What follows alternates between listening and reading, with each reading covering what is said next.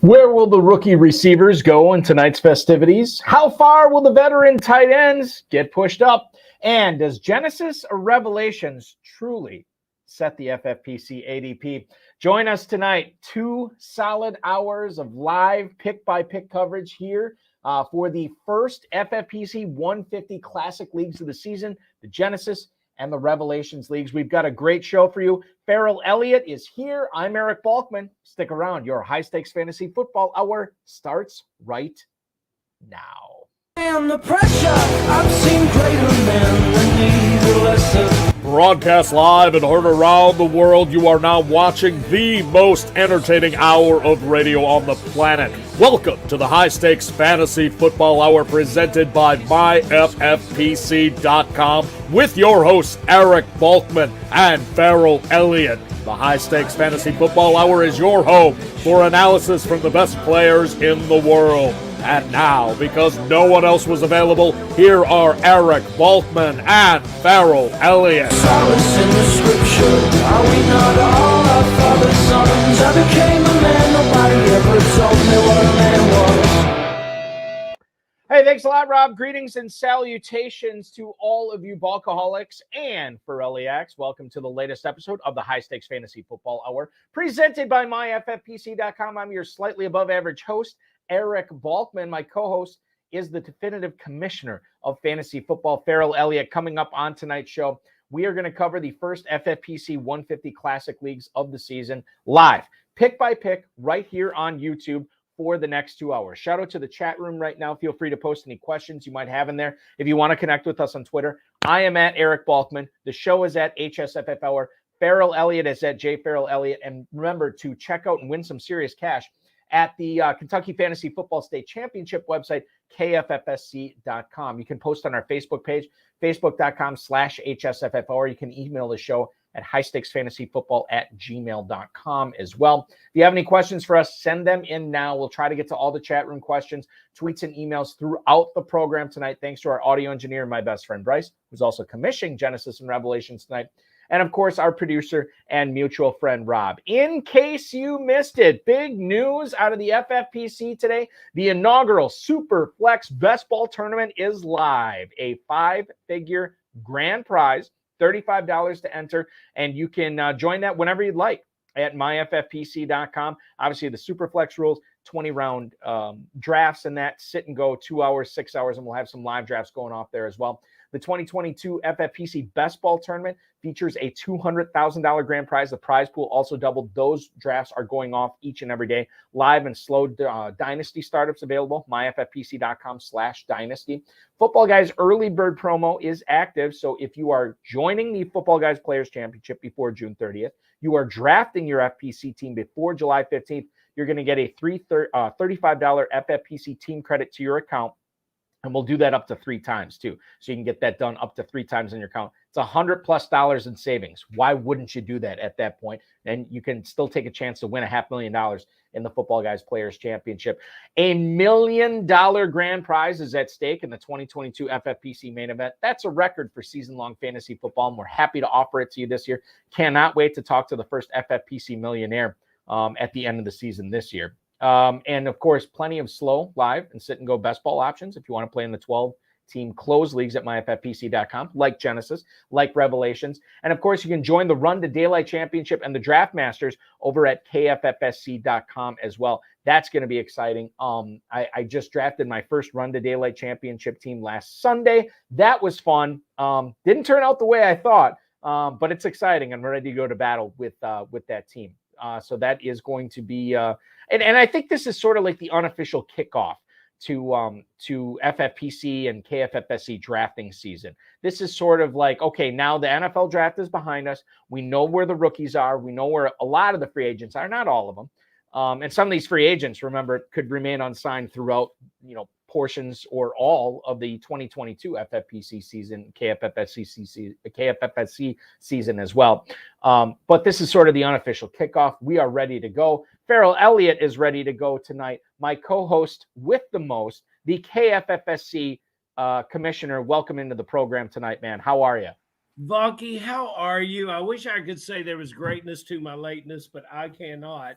However, I want to file a complaint already. I was told this is the official kickoff. So it is. Okay. Nothing unofficial. Yeah, you were the one who told me that, by the way.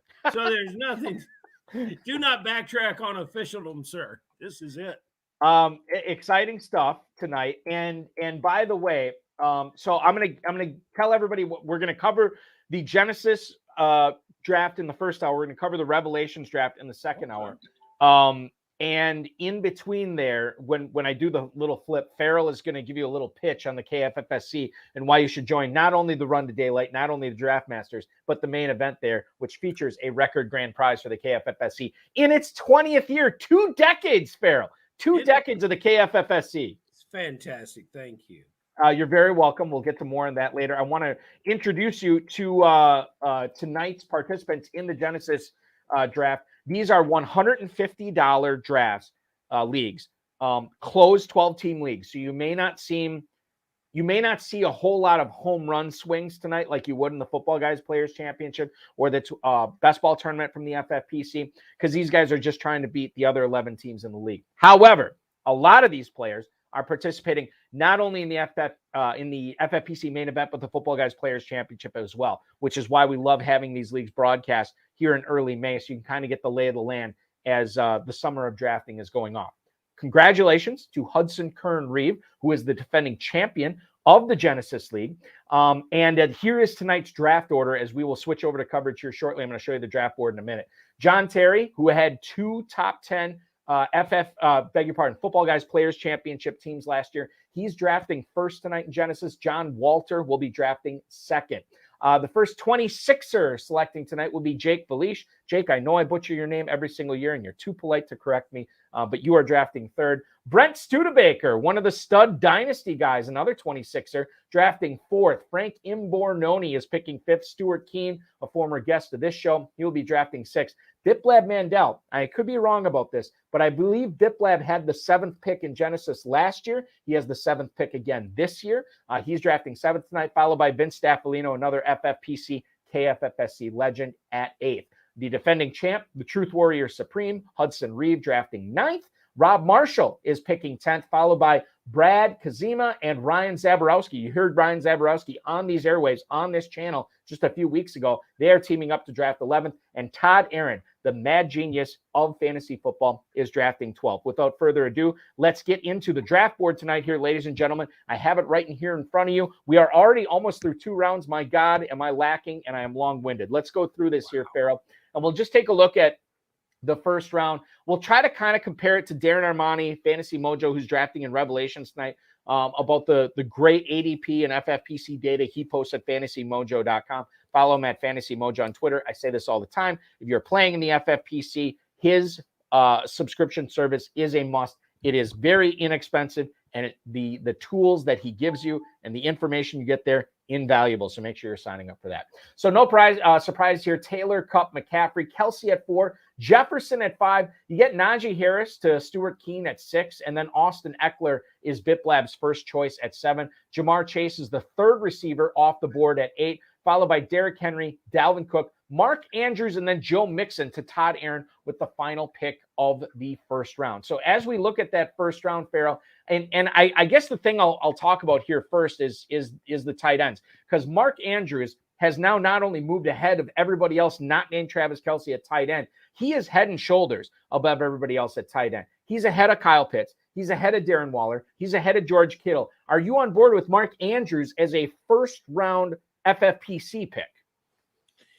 Yes, I am. I see what Team 11 did here. That it took Andrews because it could live with either 3 of the other running backs, and probably were pleased to get Fournette. Kamara and Williams slip. I'm curious, Balky, as to why Williams is slipping. And Barkley is later on for the running backs is showing a little life, working his way out of that 3rd round and getting back to where he belongs. We got some teams off to a great start here. You're talking about Javonte Williams slipping? Yes. Let's talk about that for a second, because this was a guy that was going super high, right? When Melvin Gordon was not signed by Denver while he was a free agent. This was a dude who was definitely in the first round of best ball drafts, the never too early best ball tournament. Now, all of a sudden, Melvin Gordon signs, and everybody is treating Javonte Williams like some sort of, viral disease and slipping, sometimes a full round of where his ADP was prior to the Gordon signing. Are you of the opinion, Farrell, that fantasy drafters, high stakes drafters are overrating the Melvin Gordon signing, and Javonte Williams still should be a borderline first round pick? Yes, I wonder what they would have preferred over Gordon. This was effective, and Williams will get more play this coming year. I wonder who they would have preferred. They had to know that a running back was coming, and he just wouldn't be any type of off the street secondary back. He would be a complementary back to Williams. I think Gordon fits that very, very well. And I think it was probably a mistake. If you look at this situation and you say, I'm going to let Williams fall to Team 7, Biplab Mandel, and let him team him with Austin Eckler. This is a team that wants to and maybe there's a little bit of this thing that says Russell Wilson is going to throw it all over the field with those great receivers. But still, this is a team that wants to run the football and control the clock and keep the ball in their offense's hands as much as they can, especially in that division they're in. So for all those reasons, Williams is a key cog to this. There's 450 rushes in this offense. You didn't expect Williams to have all of them, but he's going to get the majority of them, and that's a lot of work for a second-year player and a lot of fantasy points for Biplab there. Yeah, and Biplab already chiming in on the chat. Give me Javonte, and I'll tell you this too. I think sometimes we think of a running back signing with the team, a secondary running back signing with the team. Oh, that's going to keep that 3-down guy from being a true 3-down guy. Well, sometimes you want to save these players from themselves. You don't necessarily want Javonte Williams handling all of those touches because that means he could break down in the middle of the season. He's not available for the fantasy playoffs when you need him. But with the addition of Melvin Gordon, maybe that's the kind of thing that keeps Javonte Williams healthy and productive and efficient for the entire season. Mandel cashing in on him in the second round. The other second round running back I want to talk about now, Todd Aaron takes DeAndre Swift at the 201. Farrell, what do you make about Leonard Fournette going to the defending, not the defending champ of this league, I beg your pardon. Brad Kazima won this in 2020, not 2021. Kazima and Zaborowski take Leonard Fournette at the 202 tonight. And the reason I bring this up is we saw the quote from Rachaad White earlier. I think it was actually earlier this evening, said, look, I'm here in Tampa to start. Leonard Fournette, if you look at the Mojo ADP on him in the Football Guys Players Championship, Leonard Fournette going on average at the 208. He goes at the 202 tonight. If you are looking at Fournette in the second round, how concerned should you be about the rookie Rachaad White? You shouldn't be that concerned. I think what's happening here with Leonard is he continues to move up the boards because we have the opinion that after 2 years, after his Jacksonville showed him the door and he landed in this soft landing spot at Tampa, he has struck fantasy gold, and it's taken our drafters a couple of seasons to realize that they can be comfortable with Fournette. I don't necessarily like the pick here with Diggs and Adams still on the board. If he went receiver there, he's going to be in a situation where he could have had Montgomery or Ezekiel, which that mix would be more favorable, I think, as a roster, because we've talked about what we think about T. Higgins at Cincinnati and with his physical issues. So I don't necessarily I don't have any problems with Fournette being the second running back pick, but since you went tight end in the first round, how about some elite receiver actions, Diggs and Adams still on the board, and I could have lived with a different running back mix. One of the co-owners, Ryan Zaborowski, chiming in on the YouTube chat right now. Plus, Rachaad White stinks, so he is a believer in Fournette.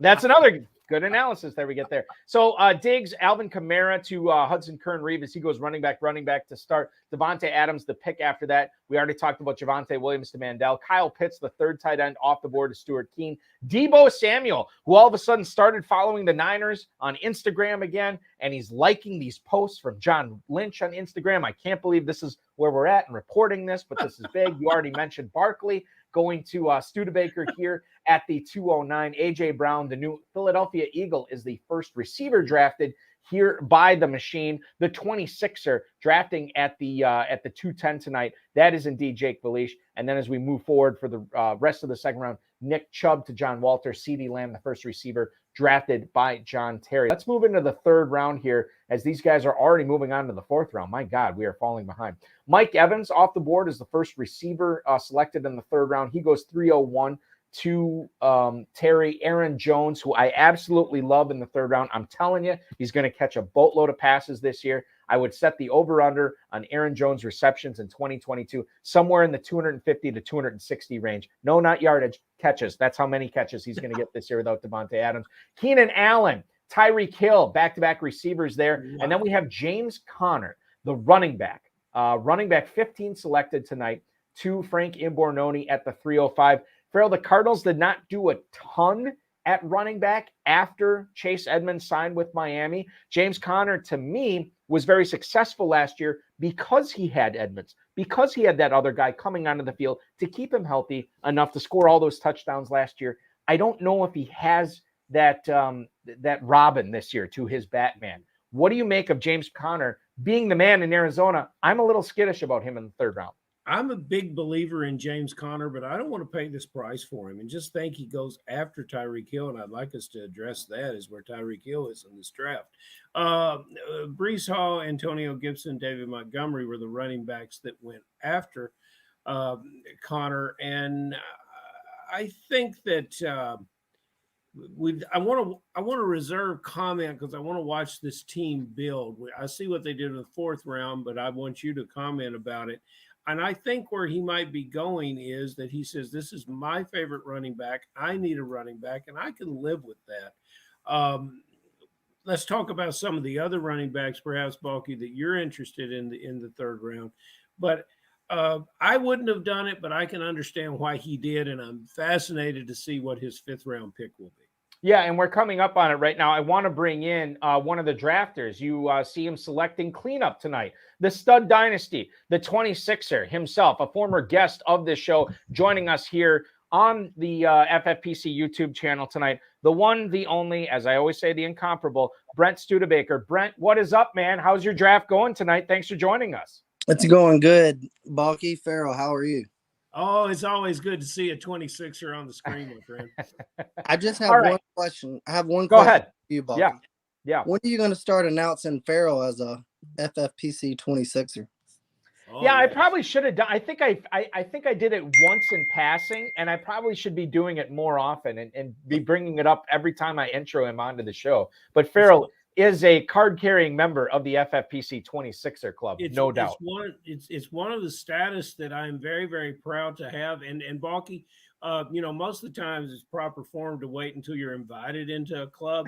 I absolutely campaigned to be a 26er. I asked to be in any type of honorary or subservient position, and I was given a full membership. And they saw me draft, and they invited me to stay longer. So it was really, really a good situation for me. Brent, you're on the clock here at the 5:04. We're going to talk about your draft shortly. What are you thinking here? You already got two running backs, a tight end, and a receiver.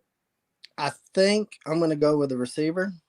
It might be a tad bit early, but I know he's not going to come back to me. I'm going to take Devontae Smith. I think with them getting AJ Brown, it's going to open up a lot within that offense. He's already got the connection with the quarterback. I think he's only going to get better in year two.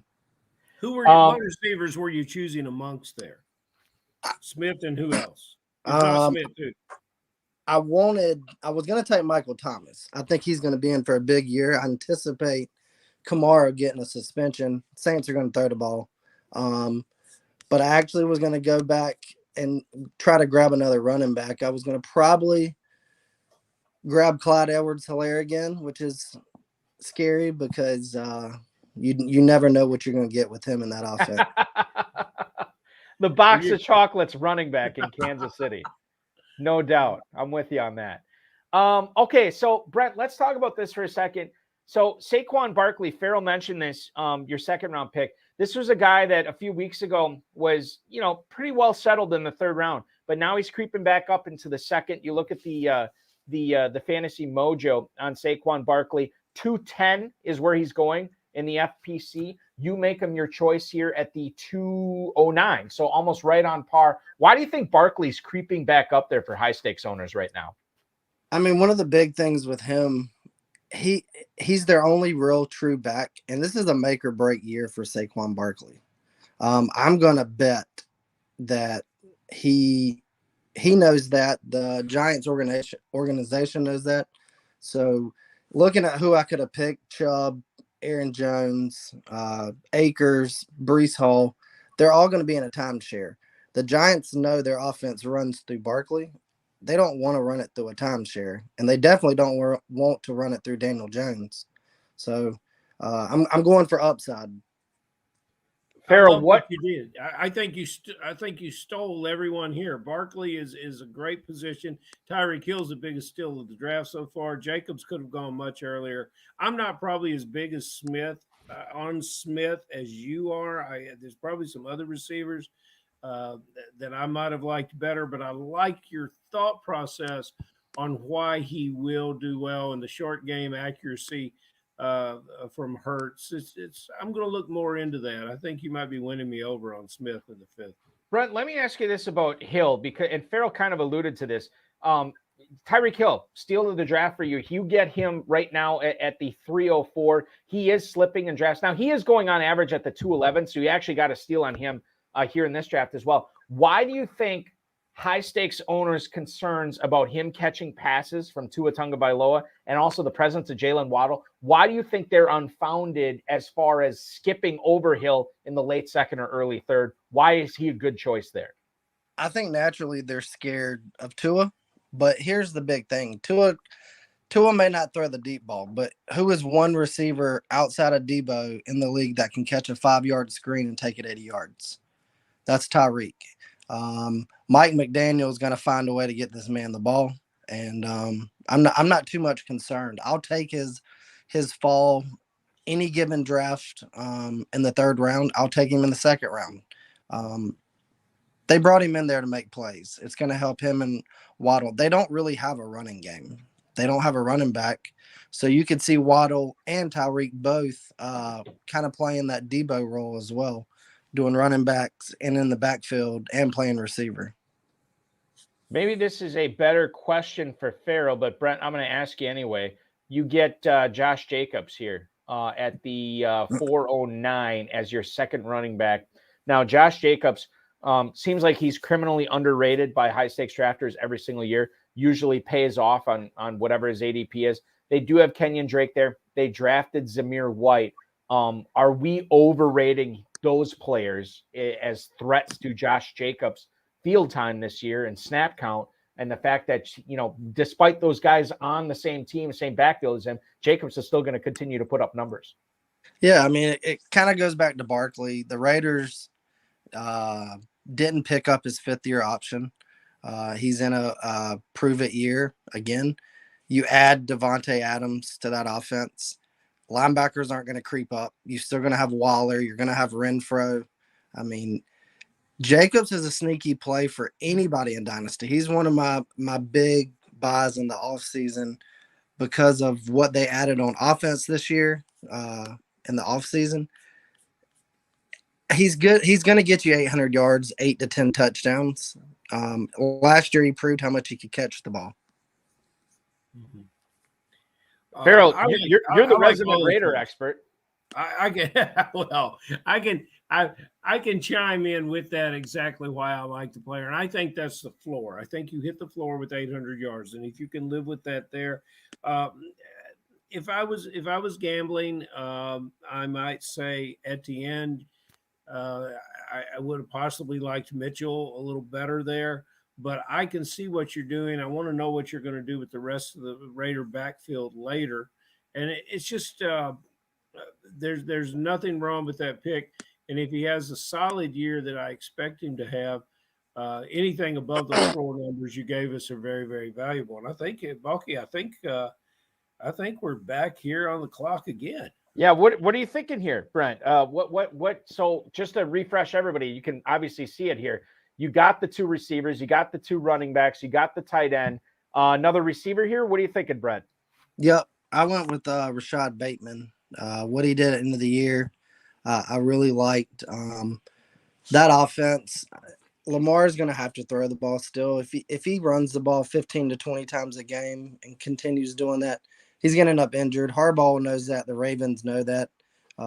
Outside of Andrews, they don't have a pass catcher. So No Marquise Brown. It's the Bateman show, right? Yep. Without Brown, I'm definitely going to roll the dice on it. Surefire number one. That was a high draft pick for them. They're going to do everything they can for this kid to hit. Brent, listen, I certainly appreciate you not only chiming in on the broadcast tonight, not only drafting in Genesis tonight. I know you have a big day tomorrow with FFPC rookie draft starting up. Try not to get rookie fever attacking you tonight as we move throughout this draft as we get into the 7th round here. Can you give us one rookie that you really like in your rookie drafts tomorrow before we let you go? Well, and no rookie Just is an one. answer. Just one. If you hate the whole class, just tell us. Here's the kicker on that. I've already got a couple that have already started. Let me think here. What about who's the Harris running back out of South Carolina? Kevin Harris? Kevin Harris. Yeah. He was injured last year. He looks good, or he looked good in college. I don't know if he's every down back, and I really don't want to mess with too many running backs out of New England, just because you never know what you're going to get. That has been sage advice over the years. I really like running backs out of New England. I really like James Cook, but I really do like Rashad White. Farrell, I know you're not too high on him. He's one Leonard Fournette injury away from winning a lot of people a lot of money. R.I.P. Keyshawn Vaughn's dynasty value, right? Correct. Keyshawn Vaughn, they wouldn't have drafted him if they thought Vaughn could take the full load. And I just don't see it. Brent, listen, man, we really appreciate it. We'll let you get back to it. Thanks for chiming in tonight. We always like your insight on this program. Yes, sir. Thank y'all for having me. Brent Studebaker, the stud dynasty 26er, drafting in the 4th round tonight. We talked about his draft a little bit of insight to Tyreek Hill, which Farrell said has been the steal of the draft so far. Has there been another one since then? Let's get to it and talk a little bit about the 4th round, which what we've seen here. You have Jalen Waddle go off the board, followed by J.K. Dobbins and Ezekiel Elliott. A glut of receivers here. DJ Moore to Hudson Kern-Reeve is his number 1. Deontay Johnson off the board right after that, followed by Michael Pittman, and then DK Metcalf, who we found out tonight. Sounds like he is close to an extension with Seattle. Will it come to fruition? We'll keep you posted on that. Josh Allen is the first quarterback off the board. 2 Frank Imbornoni, Josh Jacobs to Studebaker, and then 3 receivers complete the 4th round. Terry McLaurin, Jerry Jeudy, and Amari Cooper. John Terry going with the 3 straight receivers. He's going with the hero running back. And Farrell, I don't know if you have a policy on this, but what do you think about what Terry's doing here tonight? He gets the number 1 running back here with Jonathan Taylor, and then he pounds receiver. If you had the 101 or perhaps the 102, would you be doing the same thing, getting that high volume, high touch running back early and then pounding the receivers after that? I haven't had the pleasure of that, but I absolutely love what he's doing. And Etienne and Walker are both very, very solid shots. As we get closer to August and September in the FFPC, when we go live there, Balky, let's make a note of tonight's conversation. Let's say, how high is Kenneth Walker going? I think he'll be a 3rd round draft pick, if not a late 2nd. It's going to be fascinating. How high was Travis Etienne when he was first available? Wasn't it a 3rd round pick? So this is a wonderful draft. I'm curious about Davis. There's some things there I might have done different. Especially perhaps a tight end. I might have looked at quarterback there. I don't know how much Gabriel Davis's production, and we've talked about him on the show. We've been a champion of him on the show. I don't know if you needed him as a 4th receiver there. You could have got similar receivers later, but the tight ends and quarterbacks, things are getting a little tight. You still got your choice of some of the better ones.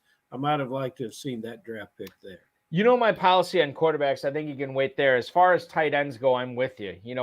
We see so John Terry, and listen, finished two top 10 teams in the Football Guys Players Championship last year. He knows what he's doing. Yeah, really.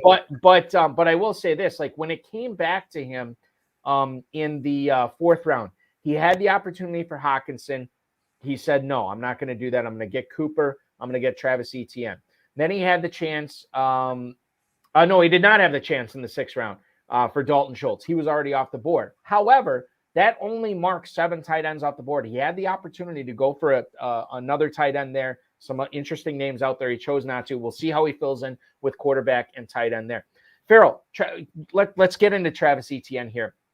He was a 3rd-round pick, he said, last year before the meniscus injury. He goes at the 501 tonight as the number 2 receiver. Doug Peterson now in Jacksonville. Trevor Lawrence is a year older. They added some weapons in the passing game there. What do you make of Travis Etienne as he should be the lead running back there until James Robinson gets healthy, which shouldn't happen until the end of the season? I think it's going to be a nice trade-off, and I hope Robinson comes back a little sooner because I think they both feed off each other's production. But Travis is look at the adversity that he's had to overcome. He overcame the injury. Now he also managed to come out of the other side of the Urban Meyer fiasco. He's learned what the NFL is about from a real interesting vantage point, and he is hungry to get to the field as much as he is a quality guy that people respect. He's big in that locker room, and even when he wasn't available, he invested the time and was big in that organization at a very difficult time. I think there's a lot of players on this team that are going to really enjoy the new coaching staff. And I think that is one reason alone that we can put all of them up in a little better production than we might be thinking of, because they're very, very relieved to be living the NFL life that they are now. A quasi-polarizing player, or at least a guy who could be a polarizing player as we move closer to main event time here in August with the FFPC and KFFSC. Michael Thomas at the 502 to John Walter tonight. Now, we saw the report from tonight, the quotes from Dennis Allen, who I think this was Catherine Terrell. I think she covers the Saints for ESPN, if I remember it correctly. Maybe it could be The Athletic. God, I always get these. Yeah, it's The Athletic. So she covers the Saints for The Athletic. She had the quotes from Dennis Allen tonight. A few hurdles remain in Michael Thomas's recovery from his ankle injury. This is a guy over the last 2 seasons that has played 7 games. However, when he's been healthy, he's been awesome. And he gets Jameis Winston throwing him passes this year.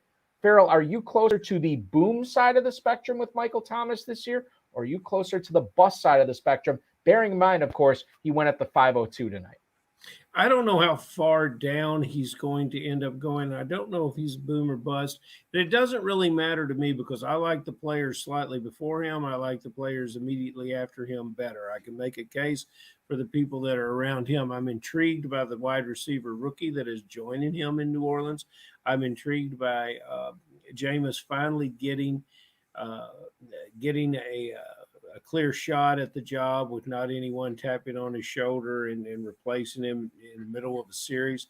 And I really would like to see what Alvin Kamara's situation is after his legal issues and if he's going to be available. But honestly, I'm going to let someone else take that risk, especially when the risk is both physical and somewhat of some sort of behaviors that haven't been consistent with a guy that wants to go to work every day in the NFL. So I'm going to let somebody else take that risk.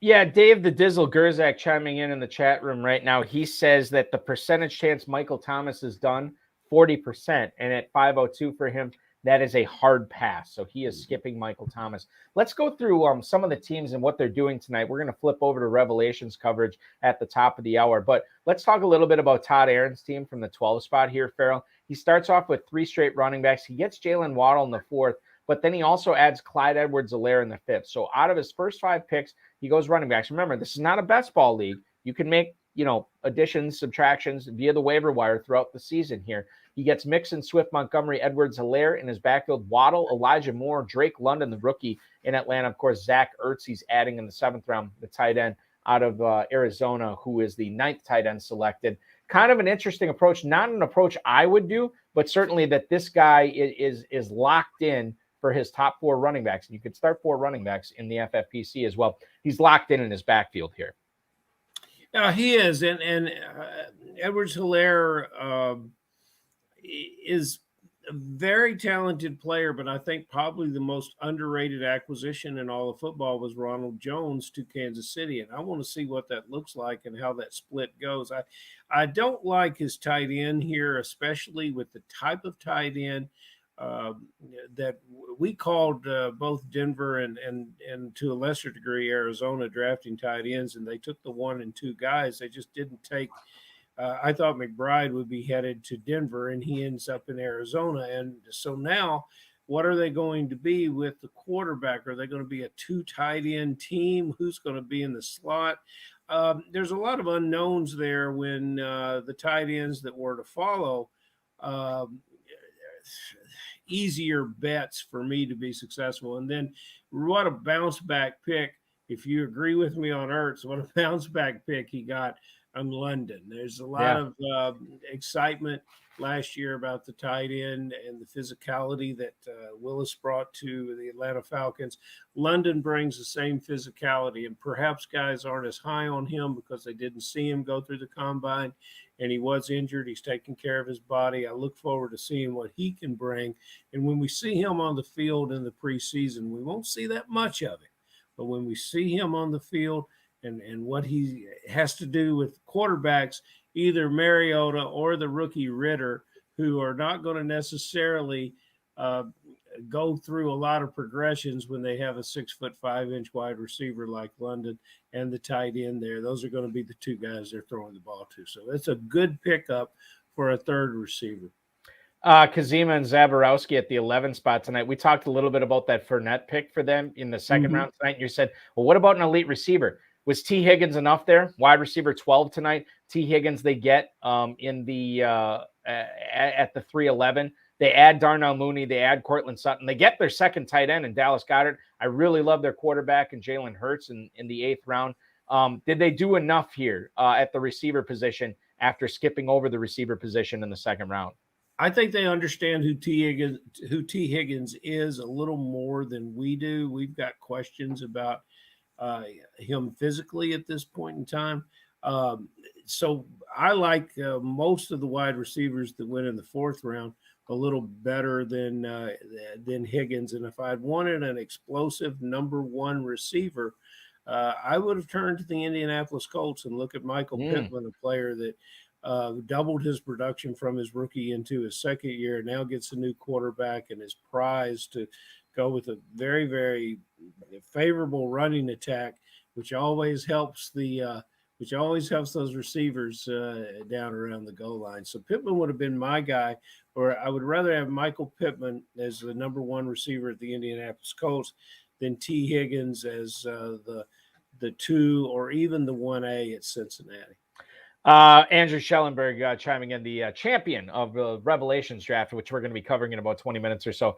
T. Higgins for life, says Shelley. And he is clutch like Shelley, so maybe we should listen to him there as far as T. Higgins goes. Fantasy Dum-Dums, Rob Marshall, another 26er. We haven't talked a whole lot about his draft. I want to specifically zero in on his 3rd round pick, Antonio Gibson, which he gets at the 303 tonight. I saw a report today that the Commanders may want to utilize Brian Robinson in a Jonathan Stewart-esque role. In other words, Gibson and Gibson and Robinson would be the D'Angelo Williams, Jonathan Stewart tandem that Ron Rivera coached in Carolina. Farrell, what are the chances that comes to fruition, that Robinson has that big of a role, the rookie out of Alabama, in his 1st year? Likely. And then we see Gibson having a little more involvement in the passing game, certainly not as a 3rd down back, but a little bit of a bait and switch when they have those players on the field. But that's exactly what I think is going to happen with Brian Robinson. And there's going to be enough rushes there for Antonio Gibson to continue to be a fantasy player. And I think where he's going is just about right. I think late in the 3rd round, that's good value for him there, especially teamed with Ezekiel Elliott. He's taking the name brands of the NFC East and running with them, is he not? Yeah, well, it seems that way, right? We're trying to get Rob actually on right now to talk a little bit about his team. Hopefully we can figure that out. But the other player I want to talk about, who is very well, I shouldn't say he's very intriguing prior to the NFL draft. He is still very intriguing. Juju Smith-Schuster, his fifth round pick. Travis Kelce's there. We know McCole Hardman's there. The addition of Sky Moore, the exit of Tyreek Hill. What do we think of Juju Smith-Schuster this year, Farrell? I think I picked him in, I could be wrong. If I didn't pick him in the run to daylight on Sunday, I was going to, and then he got sniped on me. I can't remember what happened. But I kind of like him this year as far as a PPR guy. How do you feel about JJSS? I have picked him through our Never Too Early Best Ball tournament as late as 9, as early as 6. I've often tried to get him and stack him with the Chiefs' talent around him. He is a fantastic player in this offense. And with the additions through the draft, I think he even became more so. I am very pleased. And the one team that I have in the 26er league, Smith-Schuster is on the lineup, in the lineup, and we look forward to make a little hay with that this year. I like him, Balky, and I think you should keep adding him. I think the guys did well adding him here. Yeah, he gets the hookup too with Patrick Mahomes, does Rob Marshall there, getting Mahomes and Smith-Schuster. So congratulations there. Moving on to the defending champ, Hudson Kern-Reeve. Goes running back with Henry and Kamara to start, gets his tight end and Kittle, hits the receivers hard after that. I mean, he did get Justin Herbert, did get Kareem Hunt, but he also had a DJ Moore, Brandon Cooks, who I continue to love, DeAndre Hopkins, which generated some conversation in the YouTube chat tonight. DeAndre Hopkins is obviously out the first 6 games of the season. We'll be back in week 7. You get him in the 7th round there. And then a couple of rookies, Sky Moore and Christian Watson. Now, when you're talking about a team that or a league that where you can add players throughout the year, not a best ball, he gets his 2 receivers right away, still gets Kareem Hunt in the 8th, which I like, and he gets all these exciting receivers here. This is an explosive team, and when you add Herbert and Kittle, it's clear to see how Hudson won this league last year. You know, I think Moore and Watson end up with similar productivity throughout the year, but we'll start early in the season, and Watson probably produces more than Moore. It looks like he's going for all the Moores here in this lineup, but it's Hudson knows exactly what he's doing. If you look back to Tyreek Hill's rookie year, you saw 60 catches, 600 yards, a handful of touchdowns. I think it was 5 or 6, where he was exciting and where he got everyone's attention in fantasy ball was as a jet sweep before the game changed so much and we had so many great pursuit linebackers. Tyreek Hill, multiple touchdowns and probably 250, 300 yards rushing on jet sweeps alone that year. Sky Moore will have a contributory year, and knowing when to play him is going to be the key thing. So I think that this is a player that we'll see in Hudson's lineup towards the end of the year, and he'll be paying some significant dividends, I think. Yeah, and that's the interesting thing, because when you get Moore and Cooks, okay, that's good, but then you go with Hopkins, who you can't use till week 7. You think Moore and Watson, you probably can't trust them, at least for the first month, maybe month and a half. According to Biplab Mandel, Biplab says Watson and Moore do nothing this season. We'll get to his team in a little bit. But that's what he's saying about Hudson's team. So obviously, if these guys hit early, that's going to make things easier for him. And obviously, you got to worry about Kamara and the whole legal situation there. Moving on to Vince Staffolino's team, he hits receivers hard. In fact, 4 of his first 5 picks were receivers. He adds the rookie Breece Hall in the 3rd round to go with Jamar Chase, Devontae Adams, Deontay Johnson, and Marquise Brown. He gets Dalton Schultz. He gets Kyler Murray, so those positions are covered. I really like the pick of Dameon Pierce in the 8th round. Ronald Jones, who the heck knows about CEH as we move forward here. And then Albert Oguepenam, who is his backup tight end here in the 10th round. This is a strong draft from Vince Staffolino, something that we've been accustomed to seeing, not from Vince, not only in the FFPC, Farrell, but the KFFSC as well. Yeah, and V-Staff, I wish we had talked tight end before the draft. There's another tight end that I would have preferred to see you take out of Denver. But your picks throughout this draft have again been stellar ones. And, you know, Vince loves playing in Kentucky. where we start 3 wide receivers, and those rules are like drilled into his brain. So he's gonna always go heavy wide receiver, but he has the class of the wide receivers in this draft. And Hall, last year, Balky, at this time, where was Najee Harris going in the draft? I want to say at this time he was like a borderline, like first and second round, somewhere around there, that 1-2 turn. Eventually, we'll see Hall in the second round, and I really like this team. Schultz is going to be fantastic. I'm not a big Kyler Murray fan, but this team could go far with these receivers. And let's see what other running backs he puts with him. But I like Ronald Jones just as much as you like Dameon Pierce. So this team's building very, very nicely here. Let's go out to another guest, another drafter. We just talked about his team briefly. He is in the 10 spot tonight, and I want to bring him in right now. The fantasy dum-dum himself, and he's no fantasy dum-dum. It is Rob Marshall. Rob, welcome into the broadcast tonight, man. Hey, how are you guys doing? We're doing good. How's your draft going as you're halfway through here? I'm loving it. Hey, you guys didn't give me my opening song. What's the opening song that we should play? I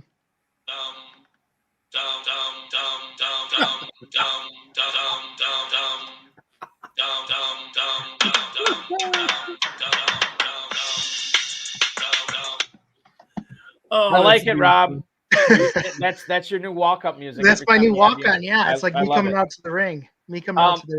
All right, so you look at your team here. Did you expect Dalvin Cook in the first?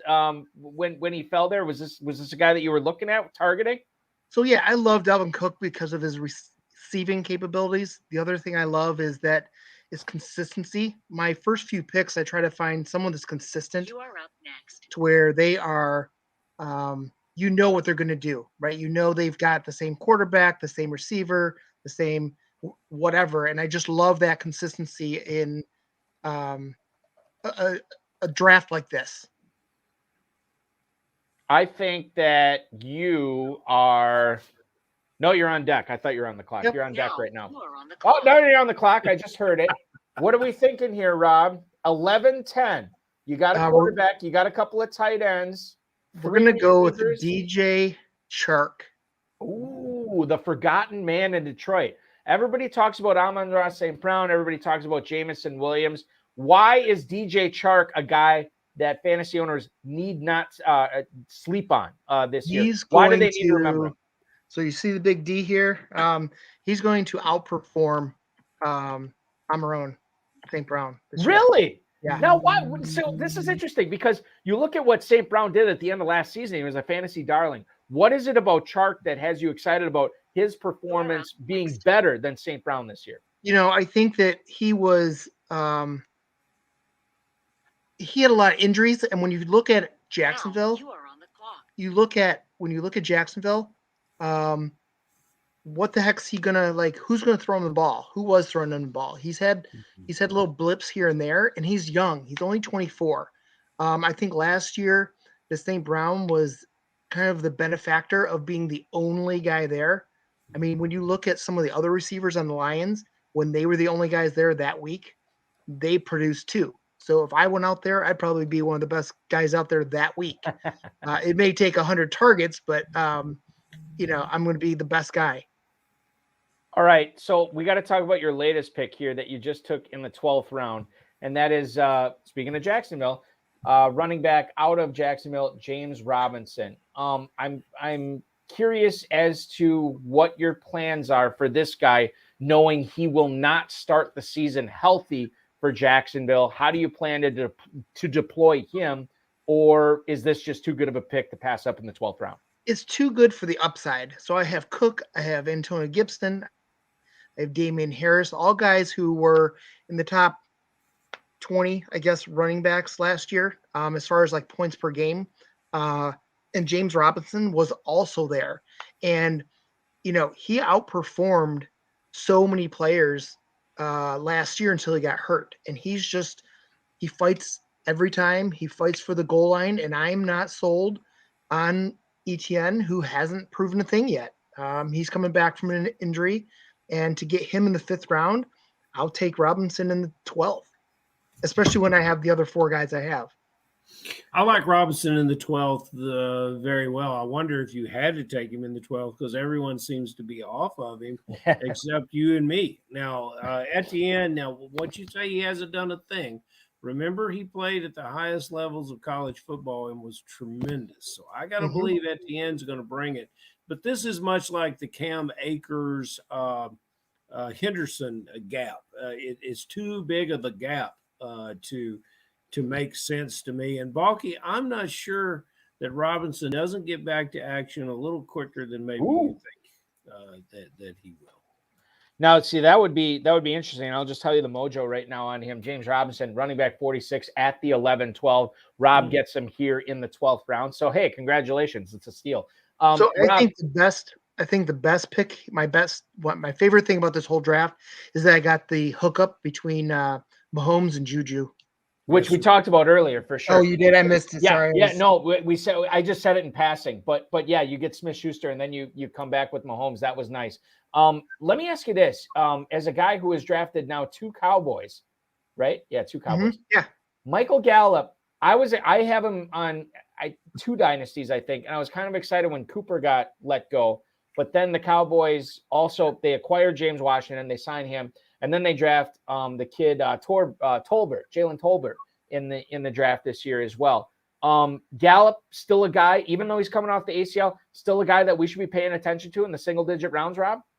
Yes, you should. I mean, Gallup, he's continued to perform every time he's been there, and instead of letting him go, they let go of Cooper. I thought initially, I was hoping the Lions were going to get Gallup on their team, and they ended up getting Chark. But my hope was they were going to somehow get Gallup on their team because I think he's underrated for what he's done historically. I lied. One more question, Rob. I look at your roster now here. You have 5 running backs. You're looking at 4 receivers. You already have a quarterback, 2 tight ends. Was this sort of part of the plan that you are this balanced after 12 rounds that you can kind of go wherever you want value-wise, upside-wise for the last 8 rounds? Is that something you historically have done when you're drafting in the FFPC? I have done that more or so, I guess, in the last couple of years, and I found it's worked in the FPC stuff. Really, to my what I used to do would look at the other teams and say, okay, what did they do? And I would kind of pigeonhole myself where I'd start 2 heavy receiver, 2 heavy running back, 2 heavy tight end, and then all of a sudden you have another one slip. You have, let's say Montgomery slipped to the 4th round or 5th round, and you already have backs. It's really hard to take that 4th running back there when you have much more need at like tight end, quarterback, receiver. It's hard to do that. So I like to try and keep that balanced. And I almost fell in that trap again, I was really targeting Kenneth Walker. Yep. I was hoping he would come to me in the 7th instead of Damian Harris because I think he could be a league winner. I don't think he'll do much initially, but knowing Penny and Carson. Carson's going to be cut, right, Rob? I mean, they're not going to go to camp with that guy. Maybe. I mean, it's too early. I'm not on the team, but regardless, either if he could be there and Penny could be there, and they both tomorrow could go for a casual walk, and tear an ACL, either of them. So, and then Walker's your starting guy, and you got him in the end of the 6th round, 7th round. So I was hoping to get him there. I was kind of shocked I got Mahomes in the 6th, especially after I got Juju. Yeah, things are falling your way, except for the Walker thing, which we'll see how that goes. But I'll tell you what, as a Chris Carson dynasty owner, I would not limit him to ACLs on a walk. I mean, any kind of soft tissue injury, anything is possible with that guy. And just, you never know. You never know what you're going to get. We know what we're going to get every time we talk to Rob Marshall, the fantasy not so dum-dums, the 26er picking out of the 10 spot tonight. Rob, we certainly appreciate you joining the broadcast. Good luck the rest of the way, man. We'll talk again soon. Okay, we'll see you, man. Thank you, Rob Marshall, ladies and gentlemen. Good stuff from him. Love hearing from that guy. I think we left off. I want to skip over Bip's team because, no, I don't want to skip over Bip's team. No, you don't. So Bip led Mandel in the 7th spot tonight, Farrell. Running back, tight end. Okay. And then he pounds out the 6 receivers here in a managed league. Pittman, Godwin, St. Brown, Ayuk, Lazard, Lockett. Mm-hmm. I know Bip is super smart. We've had him on this program before. how in the heck are you going to know what receiver to start on any given week with that glut of talented receivers from rounds 4 through 9? Well, you're going to look how the quarterback matures in the preseason at Seattle, and then you're going to put Lockett in your lineup quite often. He's likely to play Lockett more than some of the guys drafted in front of him. I think that's the most underrated player to get in the 9th round. That was a fantastic job. Carter has dropped because of the acquisition of the other running back, but he's still going to be a fantasy, he's going to be a wonderful contributor. I got to learn what he's doing later in the 11th round because I don't really understand Herbert there that much. But, he waited on quarterback and his second tight end. Now he's matched and stacked. Darren Waller, perhaps, if you consider the obligations of Kittle, the health of Andrews, the age of Kelsey, and Pitt's challenges with the quarterback, you might say that he has a chance to have the number 1 fantasy tight end that he got in the 3rd round. And now he's teamed him with Derek Carr, his quarterback. This is fantastic drafting by Big Play. Let's move on. Talk about Stuart Keen's team at the 6th spot. Harris and Akers as his running backs. He gets Pitts in the 2nd round, which I like.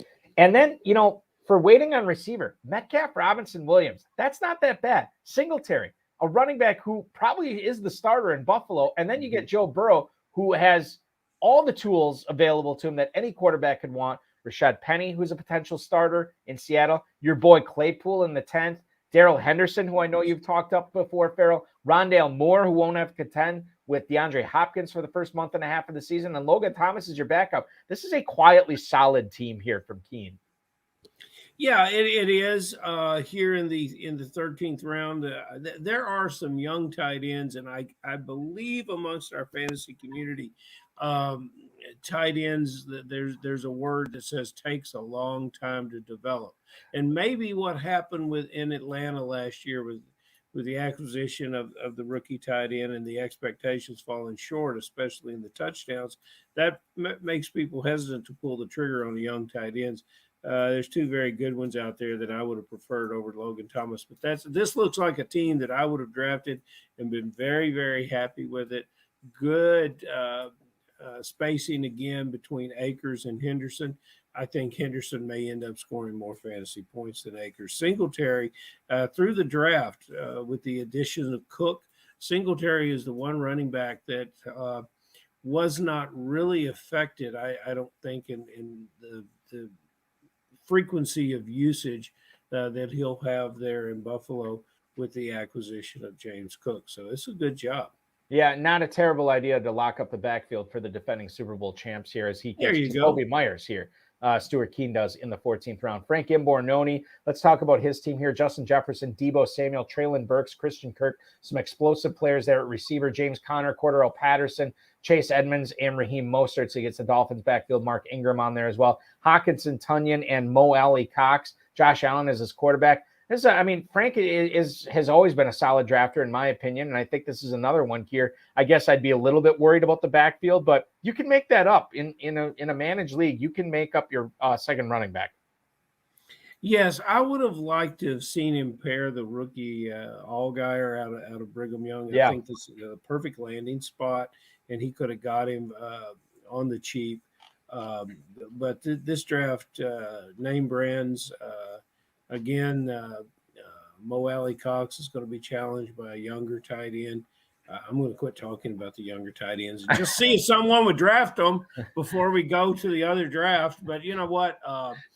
And another commentary, I talked about quarterback possibly earlier. These guys here, they follow the lead of top drafters in the FFPC.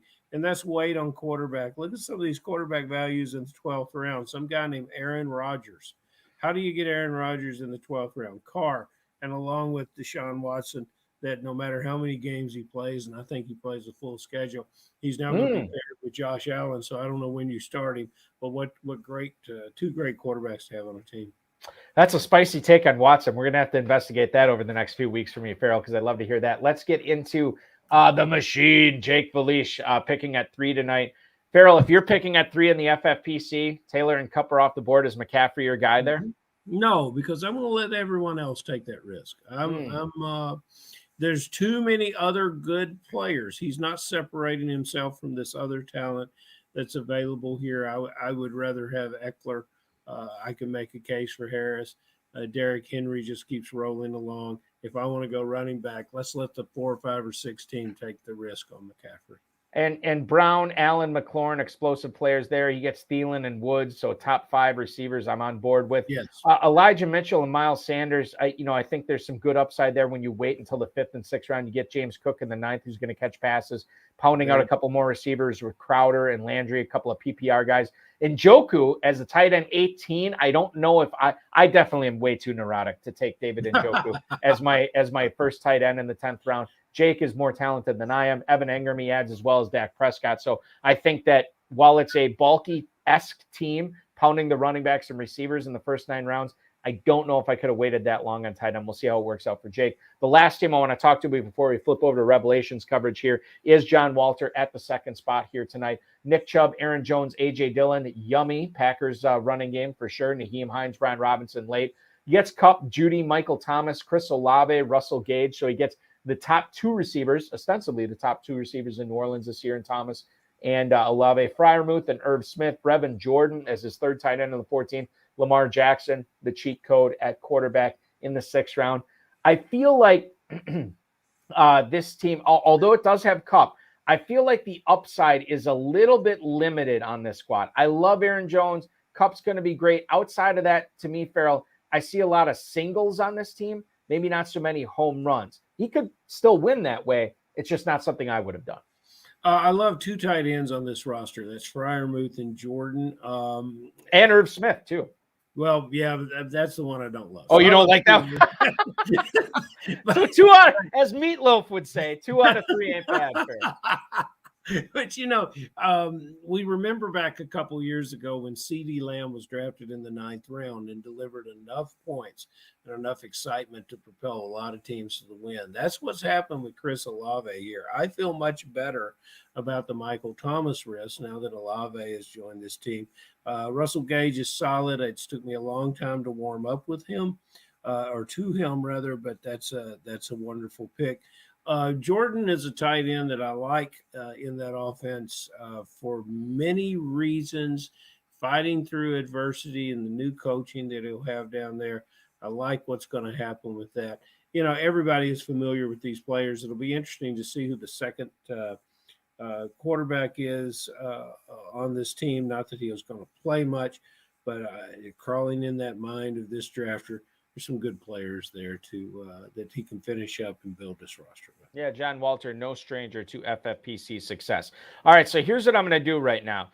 What we're going to do is we are going to leave the Genesis coverage here. And what I'm going to do is I'm going to load up the Revelations coverage. And while I do this, Farrell, I'm going to ask you to talk a little bit about not only the Draft Masters going on with the KFFSC, not only the Run to Daylight, but the main event going on this year, because it's an exciting time. 2 decades, the 20th annual KFFSC going off this year. Boggy, I think we have a lot of listeners maybe tonight that are not too familiar with the KFFSC.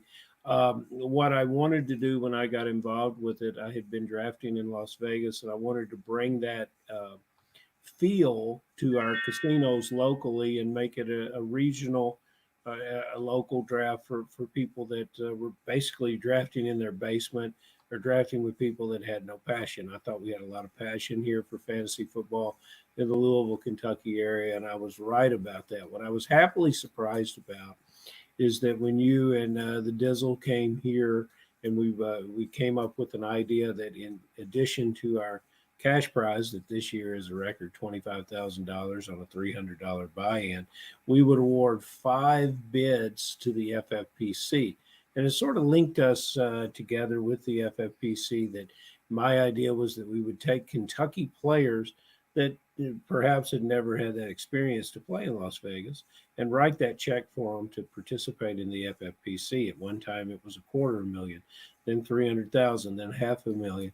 And they, it would be one of the greatest thrills that I've ever had if one of our top 5 finishers punched his ticket to Las Vegas and took a shot at that $1 million that parlayed their $300 Kentucky team all the way into Las Vegas. What I've been initially thrilled to learn is that fantasy players love a good game, and a great compliment to us is that they've come to Kentucky as well as 2 weeks later go to the FFPC and make this an early and a prep start to come here and compete. And some of the players I suppose, for lack of a better word, you would call a national player.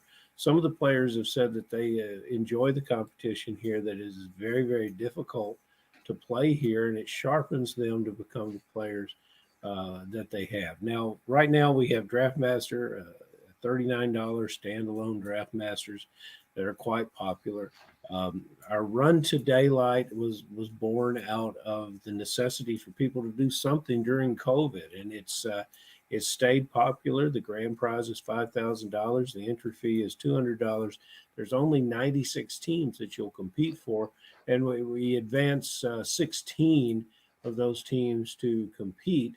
That was something else that was taken away from COVID. Our basketball tournament here in Kentucky is called the Sweet 16. So we developed our $5,000 prize. Anyone, and we call it the championship of the Sweet 16, and anyone that enters into that Sweet 16 after week 14 is a prize winner. And then our main event, the last weekend of August, 2 weeks before we all jump on the plane and head to Las Vegas for the FFPC. Our main event's a $300 prize. And if you're like Eric Balkman, you come in a $300 entry and a $5,000 grand prize. And if you're like Eric Balkman, you start drafting when your podcast is over on Friday night. And you sometimes before. You drive through the entire weekend, and so you can come here and play almost as much as you possibly can around the clock sometimes. You know, Balky, last year we had a 7 a.m. draft on Sunday morning. I lived through it.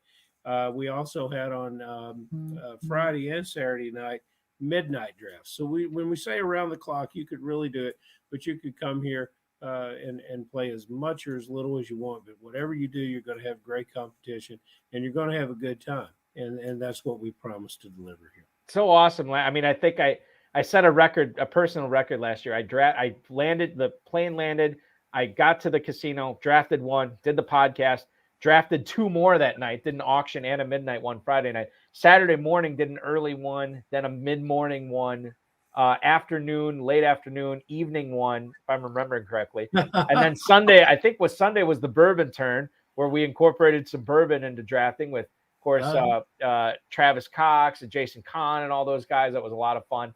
And then I think I did three more on Sunday. And Saturday, I was really hitting a wall. I'm like, God, I shouldn't have done this. But as I'm on the flight home, and I'll say this for FFPC too, I'm like, I'm really glad I did that, because it was so much fun. Like, I don't regret it. I love to do it again this year. We shall see how it shakes out this year. But I'm really looking forward to Louisville this year. And you can draft in Cincinnati the week before too, which is yes. so this should be the schedule for all high stakes players. Cincinnati, then Louisville, Football Guys Draftathon, FFPC main event in Las Vegas. That's the last 4 weeks of drafting season. It's going to be great.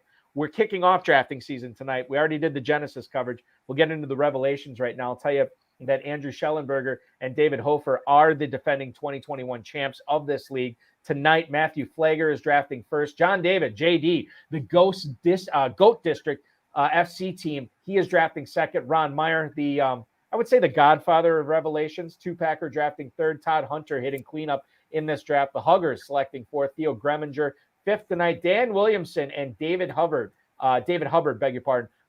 selecting sixth. Schellenberg, the defending champ, at 7. Chris Flint is drafting 8th tonight. Biplab Mandel doing double duty tonight. He's drafting 9th, as is Jake Belish. He and Greg McLean, Pay the Manning, drafting 10th tonight. Darren Armani, who we already alluded to earlier in the podcast, he's drafting 11th. And, of course, finishing things off tonight, Jason Kulaga, drafting 12th. I'll bring up the draft board right now. We can kind of assess this team by team as best we can moving forward here, as we are already in the 13th round of the Revelations draft here. And Farrell, let's what better way to kick it off than with team one? And we'll just kind of go team by team right now before we shift back into our pick by pick analysis here tonight. So team one in this draft, as I just alluded to, it is Matthew Flager who is drafting first. It is No surprise here. Jonathan Taylor goes first. Now here you get more of a, as Farrell would say, more sensible Tyreek Hill pick. 201 for Tyreek Hill. Is that more in the neighborhood of Hill where you want to be in business with him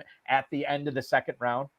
And it may burn me. 201, excuse me. It may burn me, but when I'm in the second round and Tyreek Hill's on the board, I'm drafting him wherever I can get him, and as often as I can. So if you're sitting at that number one spot, based on earlier information, you had to know that Hill was coming to you.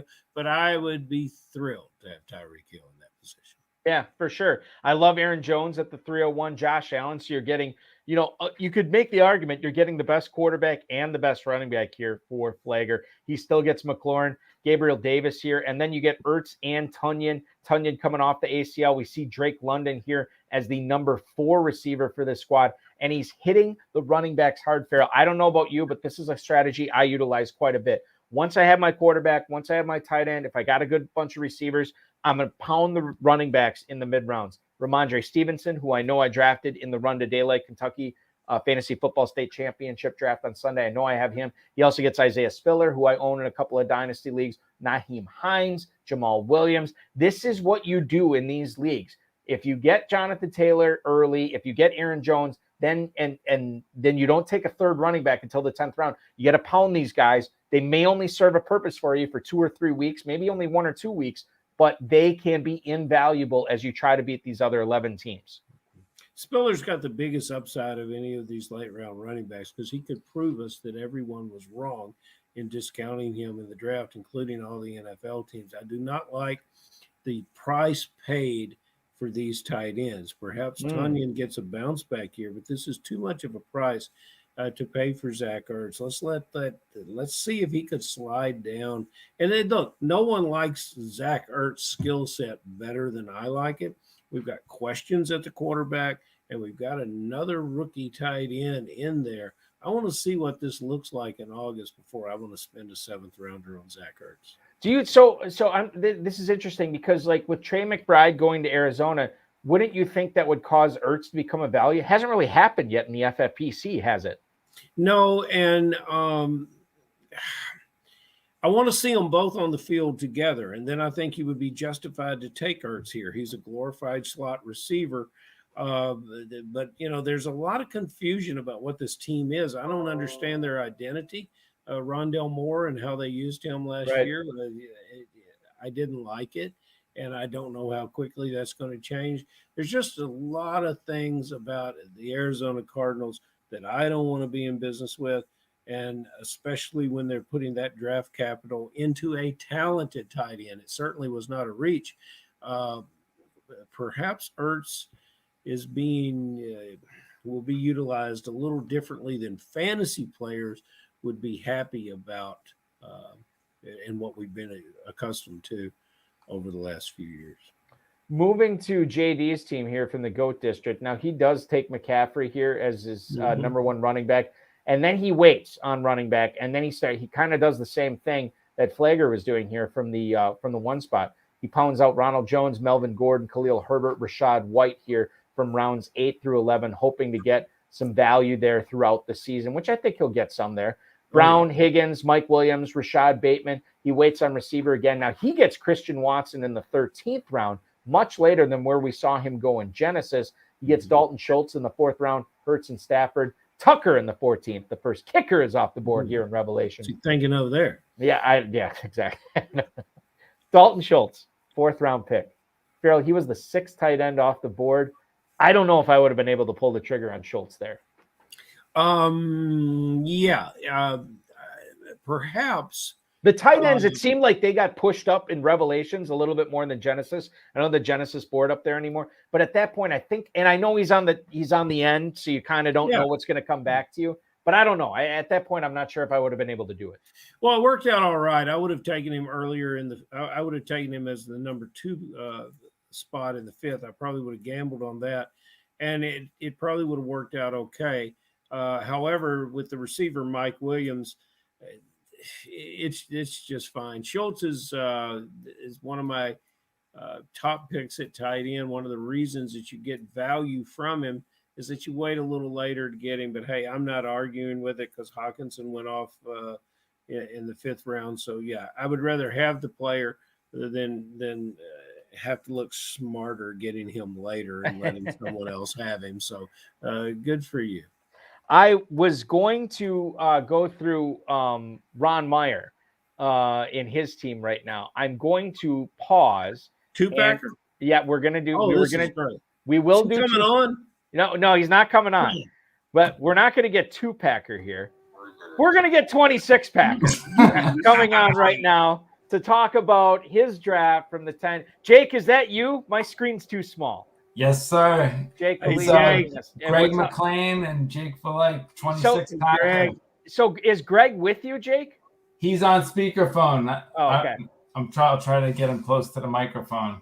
I marvel at your multitasking. You're drafting in Genesis, you're drafting in Revelations, and now you're on our broadcast tonight, still communicating with Greg. So let's talk about your Revelations draft here, since we have it up on the board. You're drafting 10th. You go with nary a receiver until the 5th round. Talk a little bit about yours and Greg's philosophy on pounding those running backs early here. Well, I like Greg taking control of the draft early on. And he did a great job. We felt like we could get some good wide receivers late. We like Crowder, Galladay, Gage, those types. Ayuk felt like we could stream them from time to time. But we felt like we could get good value late with the wide receivers. So we just decided to go running back early because we feel like this year there's a big push to draft wide receiver early. So we kind of like reversed the trend there.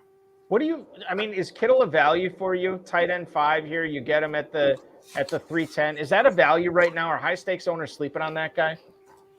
We love Kittle there. I mean, I've done a couple of early best ball drafts with my brother-in-law, and we were taking him at the early 3rd, late 2nd. So when he fell, that was kind of a no-brainer to us. What do you think, Greg? Oh yeah, getting the top 3 tight end always helps. And the running backs, we crushed everybody in this league last year, all year with the running backs. So I just wanted to figure we should do it again. Greg, if you were drafting in a Football Guys draft and you already had Kittle, do you think you would have shied away from Brandon Ayuk in the 7th round, or is that still a player you would have gone after, regardless of if you're trying to beat 11 players or 11,000? Well, generally I wouldn't like the 2 receivers on the same team, but Debo or Ayuk, somebody. It shouldn't affect them too much. The different position doesn't bother me a lot. On the clock. Yeah, what are you guys thinking at 15-10 here? You got 6 receivers on the squad. You got 5 running backs, already a pair of tight ends. You got Justin Fields. Go quarterback again, or something a little bit different here? Greg's the brains of the operation, so I'll let him decide. I think we have to go with another quarterback. I think we're going to go with Kirk Cousins. So NFC North quarterbacks abound for 26-packer here.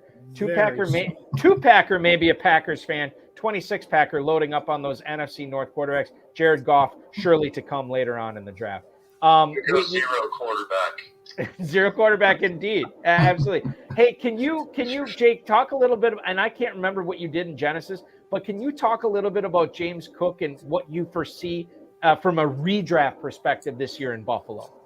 The thing we like about James Cook is he's going to be the pass catching running back straight out of the gate. Like they tried to get the guy from Washington, J.D. McKissick, and they're looking for a pass catching running back. So we feel like James Cook will have a role straight away.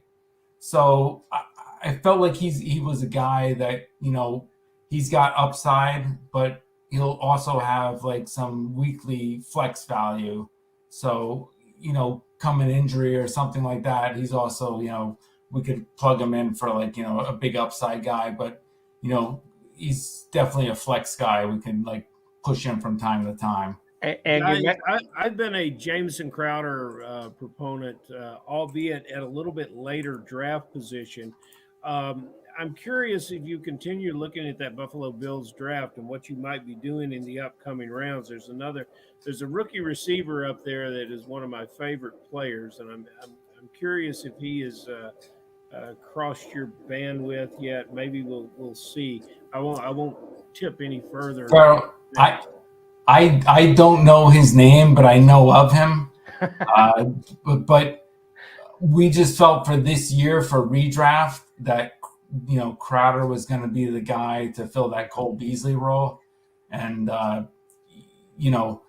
him going in the 14th, 15th round. It's just I a lot like of times we cut those guys anyway, so I'm willing to take the chance on him.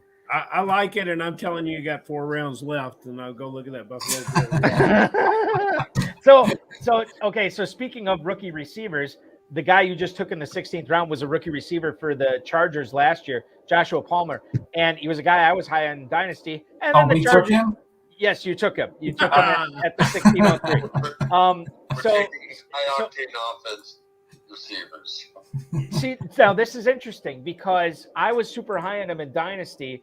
They give Mike Williams a boatload of money. But, Greg, it sounds like, Keenan Allen could miss time. Mike Williams, no stranger to the trainer's table. All of a sudden, Josh Palmer could pay off dividends here in the 16th round for you.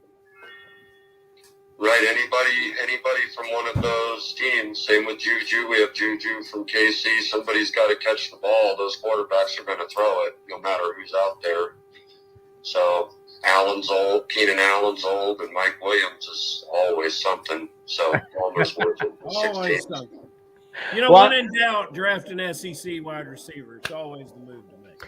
I'll tell you who else is something. Jake Belish and Greg McLean drafting from the 10 spot in Revelations. Jake also drafting in Genesis tonight. Gentlemen, thank you so much. We certainly appreciate making an appearance tonight. I'll let you get back to your drafts and your conversation. We appreciate you popping aboard, though. Thanks, guys.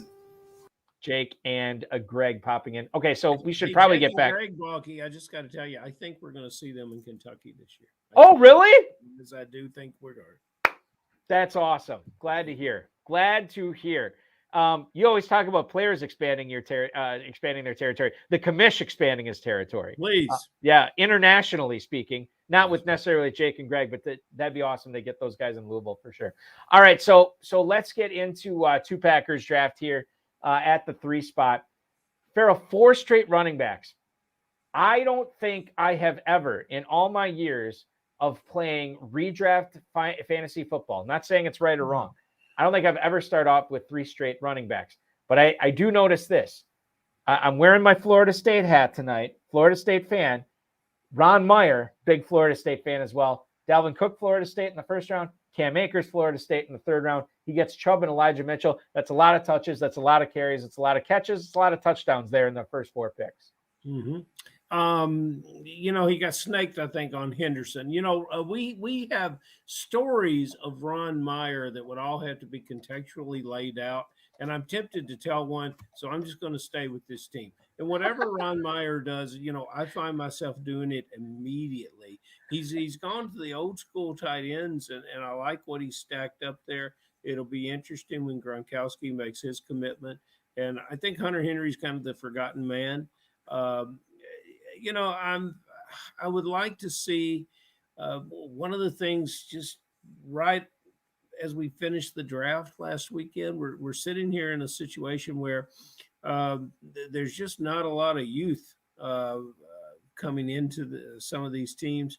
But Meyer, what can you say? He knows what he's doing. He's a handy vet, and we look forward to seeing him this year. And so he gets all those running backs early, and then he kind of gets, I don't want to say steady eddies, but you have known, I'd like to say you have known floors for the receivers here in the middle. Sutton. Yeah, I would like to see some explosive young receivers finish out this draft for him. Yeah. And then I think he's got a complete draft. And he's hitting the running backs hard here again with Chuba Hubbard, Trey Sermon, Kyron Williams. But he gets Sutton, Thielen, Gallup, Tyler Boyd, Sammy Watkins here. TJ Hawkinson, Rob Gronkowski, Hunter Henry, nice pick in the 13th round. I like that one there. Fantastic. And with That, the dual flex, Balky. With the yeah, dual flex, that's another 1.5 per catch for tight end and the dual flex. He's got a lot of options here with the way he has structured his draft. So two-packer once again, and I believe he told me that the write-up is coming. The Revelations write-up, the famous Revelations write-up that has not always happened every single year. It is coming back this year. We'll look forward to seeing that on Twitter for sure. All right, Todd Hunter, another long-time Revelations player. He gets Cooper Kupp at the 104. Farrell, you'd be jumping up in the air and clicking your heels if you got Cooper Kupp at the 104, right? Cooper Kupp and Darren Waller. Yes. Oh, and Waller in the second. Yeah. Fantastic stack to start this draft. Tremendous work. Balky, what's your position on Kamara? I think you know mine. I'm not so sure I know yours. All right. So I'm gonna let the listeners the viewers behind the curtain a little bit. I was drafting in the Run to Daylight on Sunday. And I was also commissioning at the same time. I've never done this before. I've never drafted a team and commissioned. Now, it's early enough in the season where I was only watching one draft, so it wasn't a big deal. However, I kind of let, and this is a shout out to Draft Sharks, Matt Schauf, Jared Smola, Lenny Papano, and the like. I kind of let Jesus take the wheel on that Run to Daylight draft, so to speak, because I was worried that I wouldn't be able to pay enough attention to it. So I was using their dynamic MVP board. And almost to a fault, when I only differentiated what they said or what their rankings said a couple of times, but I did take Alvin Kamara in, and I believe he was a second-round pick for me in that draft. And I was of the opinion that I know that Schauf and Smola have won awards for their projections before. And I'm a little nervous about Kamara because I don't know about the legal process. I do know historically the legal process in the NFL plays out slowly. And you could probably talk a little bit about the Deshaun Watson thing here, as long as we're talking about Kamara and your belief on him playing a full season. But with Kamara, I kind of, when it got down to it, I looked at the viewpoint like, okay, Winston, Thomas, Olave, maybe this offense is back. No Sean Payton, so Taysom Hill is probably not going to see a lot of quarterback time this year, and it's going to be a lot of Winston. This could be more of a traditional offense. I know how talented Kamara is catching the ball. I know how talented he is running it. So I took the chance and I drafted him. Again, I believe it was the second round. I'd have to go back and look. But I think based upon that, and maybe it's confirmation bias, I was just looking for reasons to reinforce that. But I know Smola and Schauf are smart. I believed in them. And as a result, I'm believing in Kamara this year. That's a good summary right there, Balky. And he's the type of player that even if he misses time, when he does come back, he can catch you up very quickly. And he would come back right at the time where we begin to experience some bye weeks. I don't have any complaint about having Kamara on the team. I would rather take that risk of his availability than some of the risk with some of the injured players that I see being taken. Now, he went on to get Ezekiel Elliott. When I get Ezekiel Elliott, I'm a believer in Ezekiel. But I also want to have Pollard close behind. And I'm trying to look at where Pollard went in this He draft. was 8th round in this draft. Yeah, I want to put him in the 7th round and put them together. And possibly even play them together, especially when the bye week. I love the selection of the rounds 10 and 11 running backs. People are going to get to know the BYU product, Allgaier, and he's likely to go much higher as it becomes evident as to how the Falcons are going to use it. I feel like you've been talking about Allgaier since like March, like early March or February, fair. You know what? I really haven't, but he's the kind of player that you appreciate the more you like him. And we talked last week about when we did our show on Wednesday about how important landing spot is. Well, he's an example of one of the players that won the landing spot lottery. He goes into a team that will give him time and give him opportunity. He's the other running back. They just released Davis, and the other running back there in the backfield is a player that the oddly successful, as we said last year, Cordarrelle Patterson, a 31-year-old converted, wide receiver / player. So I like what's going on there. It's a youth movement there in Atlanta, and he will be one of the running backs that gets his opportunities quickly. Allgaier joining the long list of potential league winners as we talk about the mid-round running backs here going forward. You never know. And certainly Todd Hunter putting his stamp on Tyler Allgaier here in the 11th round. A couple of things I need to clear up from the YouTube chat. Number one, I was drafting in the KFFSC while I was commissioning in the FFPC. Was not drafting in the league I was commissioning in. Thank you, Biplab Mandel. So I just want to make that clear. And then the other thing too, Hudson Kern Reed Farrell, not impressed with the Revelations draft in comparison to the Genesis draft tonight. He's saying that mostly for entertainment purposes, but the gauntlet has been thrown down. Well, between Genesis. There's no gauntlets left available once Biplab and Hudson Kern Reed break and take opposing sides. They've utilized all the gauntlet availability.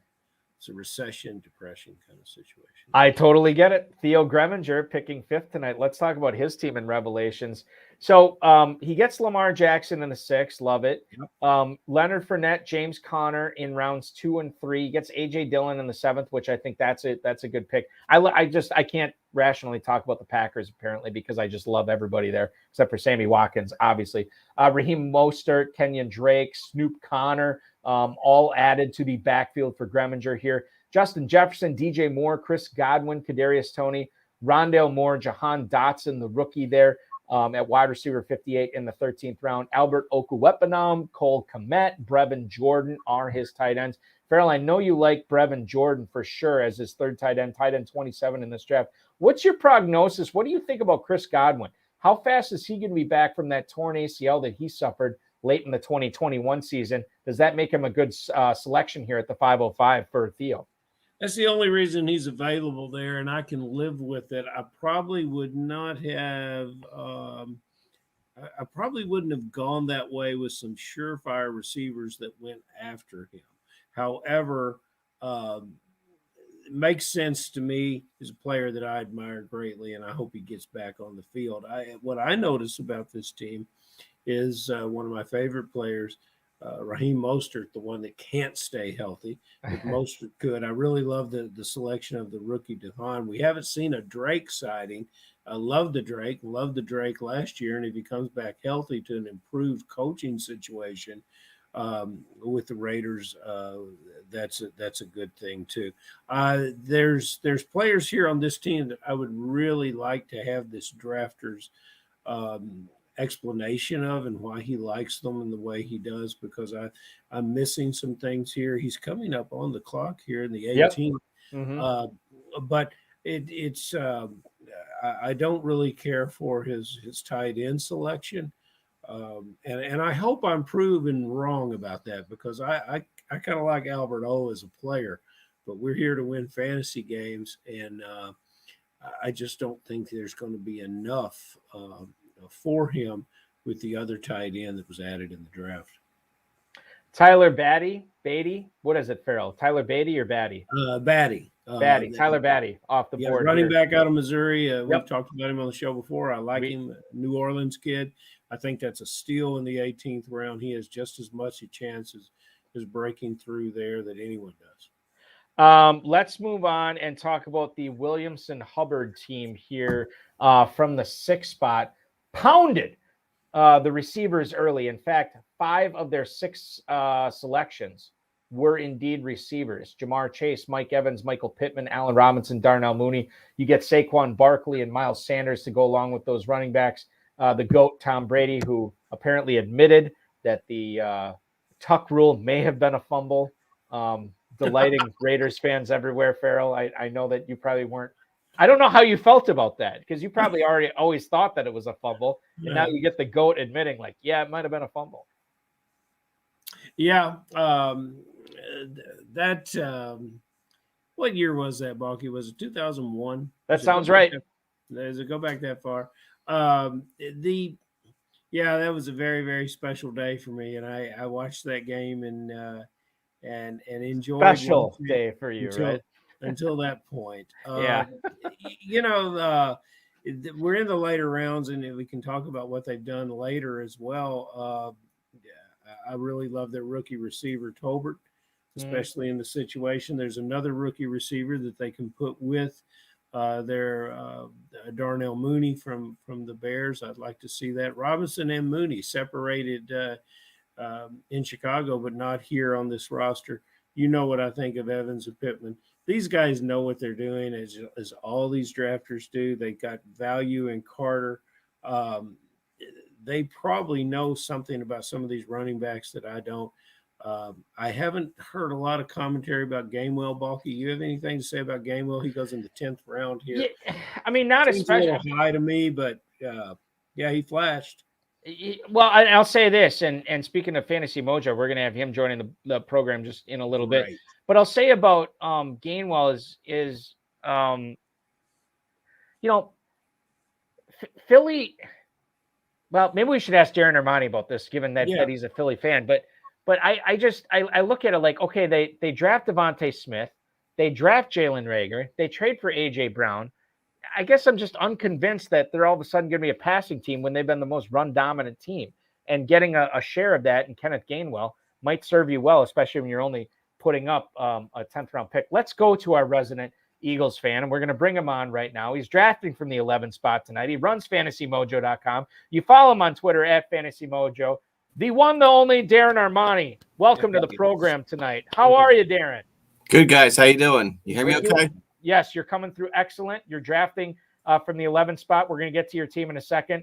What do we make of the Eagles' backfield? What do we make of the Eagles' philosophy, knowing that they've drafted Reagor, that they've drafted Devontae Smith, that they've traded for A.J. Brown, but that they have been historically the last couple of years a run-heavy team? How do we make sense of this?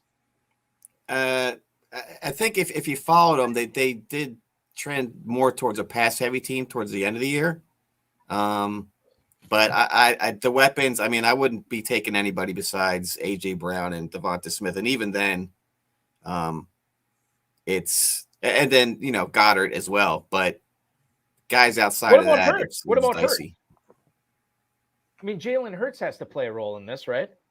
He's still a running quarterback. And I would certainly – but he's not – when they were talking – who were they talking about?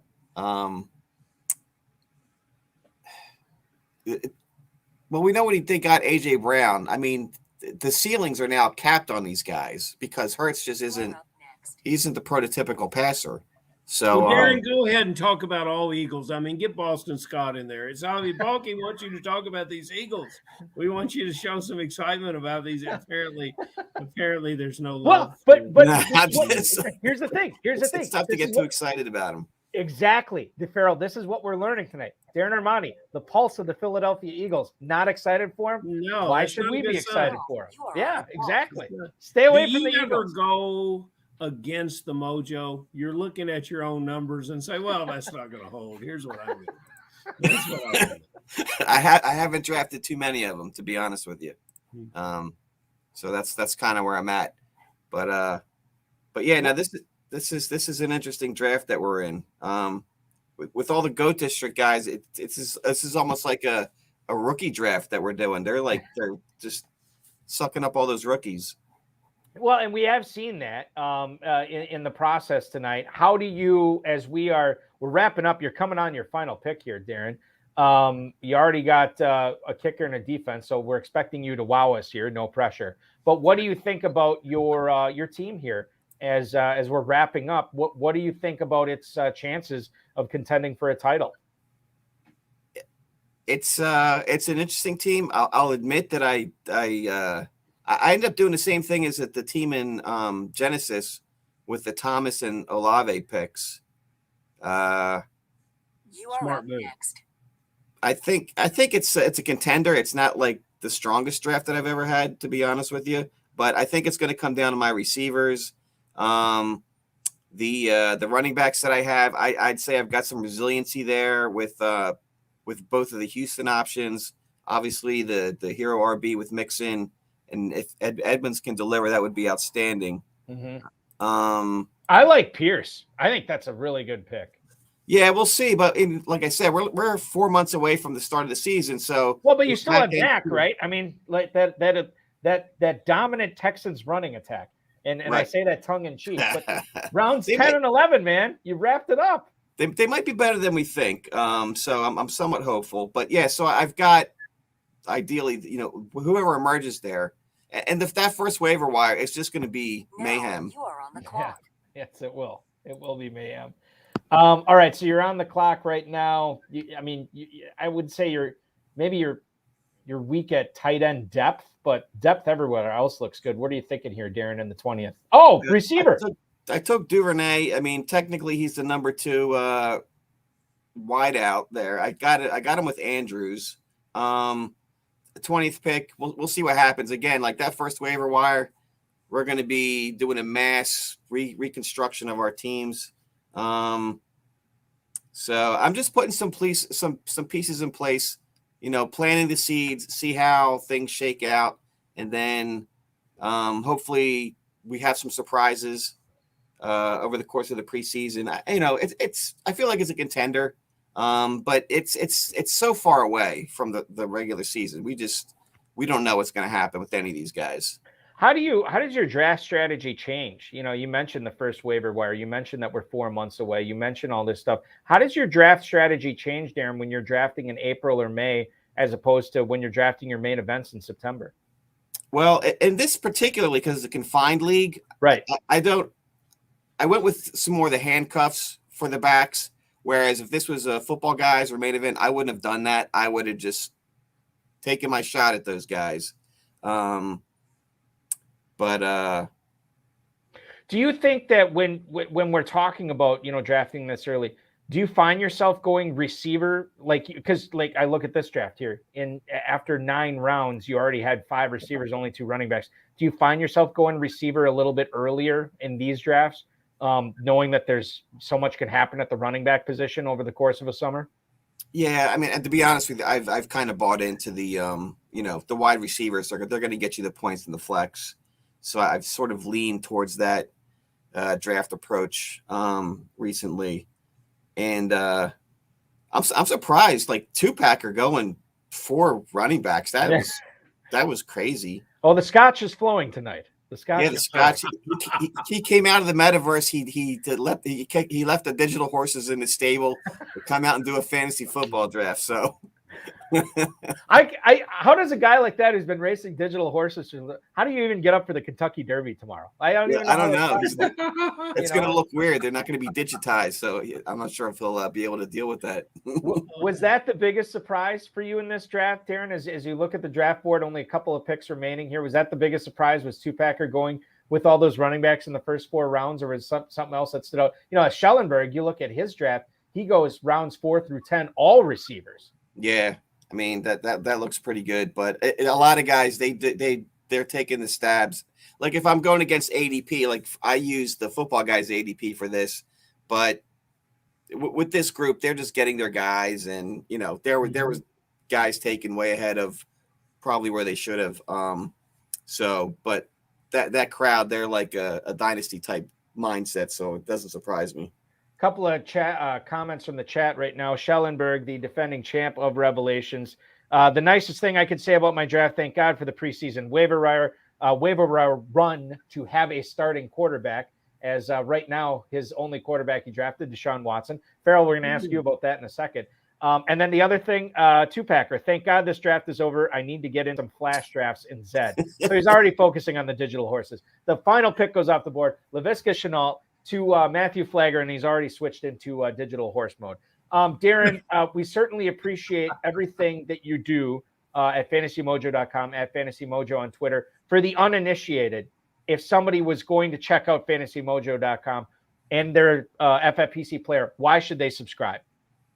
If you're playing FFPC and you don't subscribe, you'll be at a disadvantage because a good portion of FFPC players are using the site, and especially like, for example, tomorrow dynasty drafts, we're going to have all the boards, all the ADP live. I'll be running the updates as the day progresses.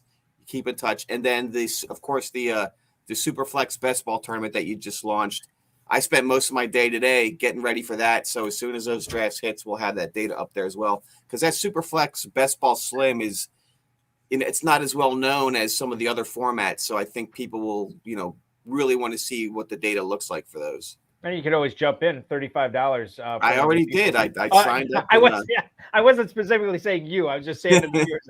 I know you were going to jump in. I'm in there. That was no question. And I did one of Farrell's KFSC best balls too. We wrapped that up. There you go. Thank you, sir. We are keeping seat warm for you in Kentucky. It will be right next to Ron Meyer, where he switches from Scotch to bourbon, and boy, do I have some stories about that. I will say about the Mojo that knowledge is power, and there is so much knowledge. I asked Balky, what's Daring got on it? What's Armani? What's the Mojo? And he shouts it out, but there's so much more information there that you can enlighten yourself. And it doesn't matter if you naturally you must be playing in the FFPC if you're serious about fantasy football business.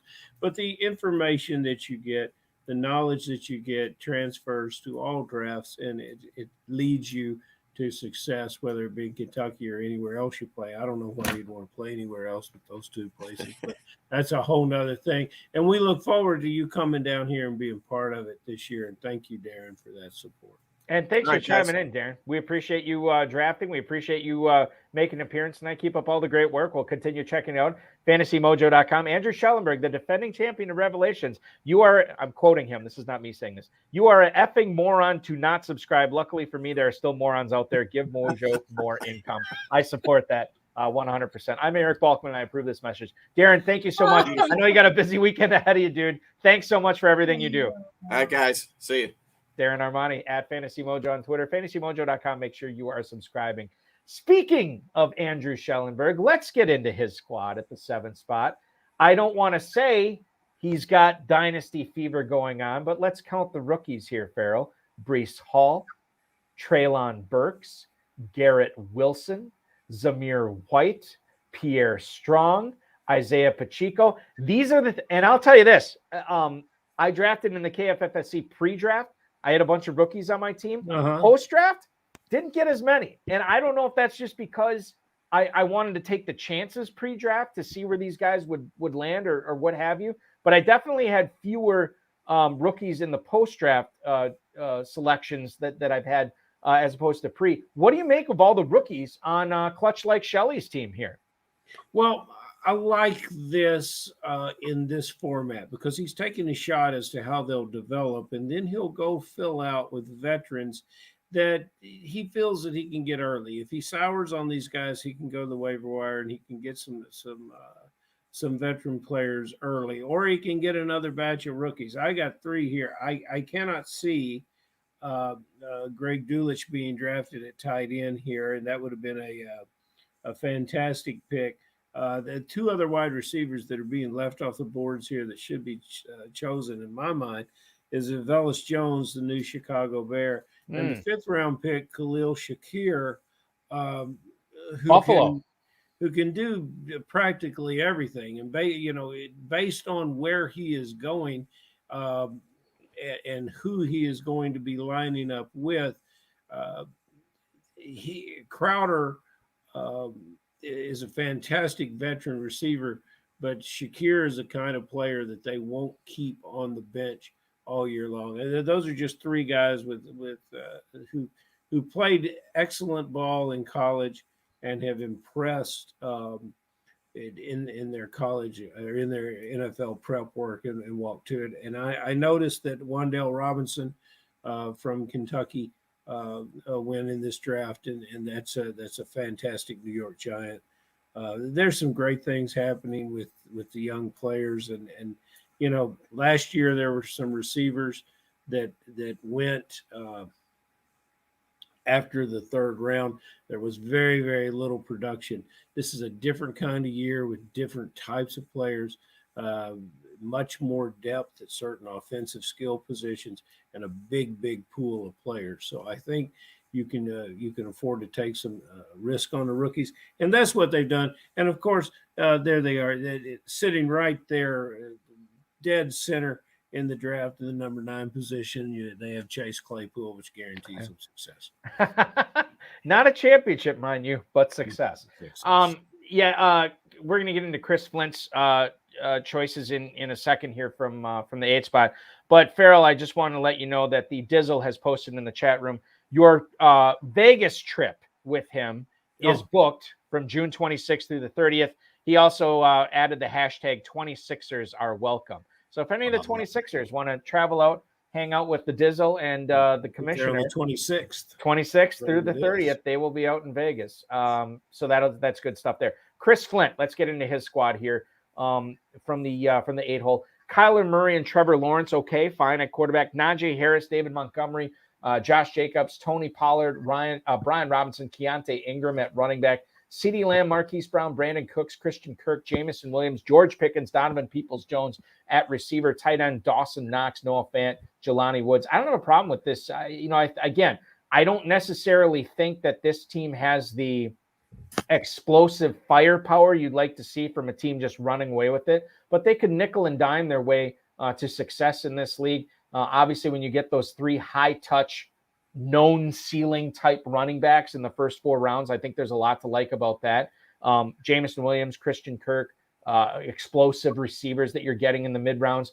George Pickens, the forgotten guy, DPJ in Cleveland. I think that's a guy we should be paying attention to as well. Yes. And you don't ignore tight end completely. Knox in the 9th, sure. Noah Fant in the 12th, yes. Jelani Woods, the rookie with the untapped upside in round 19. This is what you should be doing with those late round picks. So I think I don't believe Chris drafted in this league last year, but for a guy coming in with a room full of sharks, I thought he did a pretty good, solid job here, Farrell. Yeah, this is more than a solid job. He didn't draft last year, and he probably won't be invited back next year because he's going to win it. I love this team.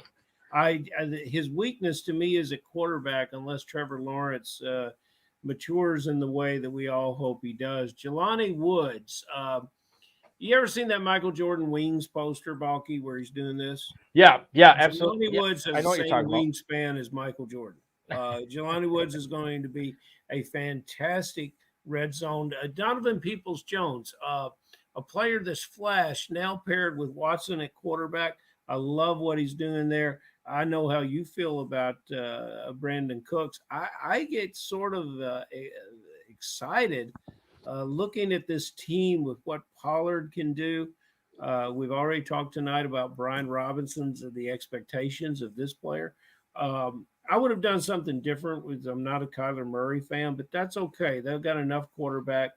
I think this team is probably one of my favorite teams in this whole draft. Yeah, I mean it's really tough. I mean, you can pick out. Everybody's going to have a weakness somewhere, and you can obviously see weaknesses everywhere. But I think this team, the weaknesses, the damages in the armor, the little weaknesses there, the Achilles heel is smaller on this team than maybe some others. Moving on over to Biplab Mandel, Travis Kelce, Pat Freiermuth are his tight ends. He gets Kelce in the first round. I look at the running backs: Edwards-Helaire, Kenneth Walker, Damian Harris, Kareem Hunt, James Robinson, Sony Michel, Chris Carson. There's a lot of upside in those running backs there, especially where you got them in the draft. Diggs, Samuel, Deontay Johnson, you know what to expect from those receivers. Lazard could be better than a lot of people think this year. Chark, we heard in the Genesis coverage of why Brent Studebaker talking up DJ Chark? I think it was in hour number 1. McCole Hardman, David Bell, an exciting guy out of Cleveland too. So I think you look at Biplab, you can tell that this is a guy who has been drafting a lot, not only over the course of his career, but a lot in 2022. He knew where these players are going to go. He knew where he could get some values, and he took advantage here from the 9 spot. I don't care for his second quarterback. I love his first quarterback. This is probably the Biplab Mandel's teams are always a threat. This is probably a team that he might have felt he was doing a little bit of reaching. You know, we love Walker as a player here. Freiermuth at this round in this format is a steal. I defer to Biplab all the time. This one, I think Biplab's gotten a little tired of drafting. From the 17th round on, I think we could have done a little something different. All in all, well, he was drafting Genesis and Revelations. That's what I'm saying. I'm not. Those running backs late. let's see what June 1st brings. We've talked about Carson, and I hope for his sake that he plays, because I think he's an exciting player and he's been a contributing player to the league. Biplab has had better runs, but Biplab doesn't have to be his best to win. No, he doesn't. That's true. And by the way, the defending champ of Genesis, Hudson Reeve, has already commented in the YouTube chat that he actually likes Biplab Mandel's Genesis team. So we're singing the praise of his Revelations team. Maybe Genesis is actually the stronger one tonight. But, these will not be the only two strong teams that Biplab Mandel drafts this year. We already talked about Valish and McLean here at the 10. We already talked about Darren Monty here at the 11. Let's wrap things up tonight with Team 12. Another guy, I don't believe he drafted in Revelations last year, but he's drafting in Revelations this year. It's Jason Kulaga with the aptly named Kulaga team here at 12. Patrick Mahomes and Aaron Rodgers on the same team. A lot of firepower there. But he did soak a 5th and an 11th round picks into getting Mahomes and Rodgers. Derrick Henry, Antonio Gibson, J.K. Dobbins, Devin Singletary, Alexander Madison, J.D. McKissick, beg your pardon, at running back. Devontae Adams, DeAndre Hopkins, Sky Moore, Jacoby Myers, Tim Patrick, Curtis Samuel, and Julio Jones at receiver. Dallas Goedert, Mike Gesicki at tight end. As I look and kind of analyze this team, uber strong at quarterback. I don't think he needed to be that strong. In fact, he could have skipped Mahomes in the 5th if he was going to get Aaron Rodgers in the 11th and utilized another receiver here in the 5th round instead of going with Mahomes. I mean, Henry, Gibson, they should be heavy touch guys at running back. Dobbins, it certainly looks like, based on what Baltimore's done in free agency and in the draft, that they really want to be a power running team here.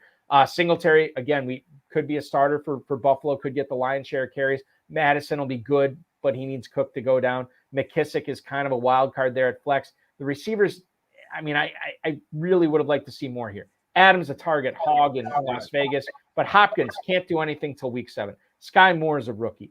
Jacoby Myers, he's steady if unspectacular. Tim Patrick, very good, very talented. A lot of other guys at receiver in Denver. Curtis Samuel can make the same case after what we saw the Commanders do in the draft. Julio Jones doesn't have a team yet. I think that's the weakness of this team. Running backs are okay. Receivers, not good. Yeah, I think you take Dobbins out and probably Madison out and replace them with receivers, and this team's got a lot more firepower. He paid the cost. That Derrick Henry in the 12 spots, it's hard for me to believe sometimes that's available. So he's the first 2 picks are fantastic. Yeah, he's got the quarterbacks. More receivers, Dobbins and Madison replaced by receivers, and I think we've got a team that would have a little bit more legs.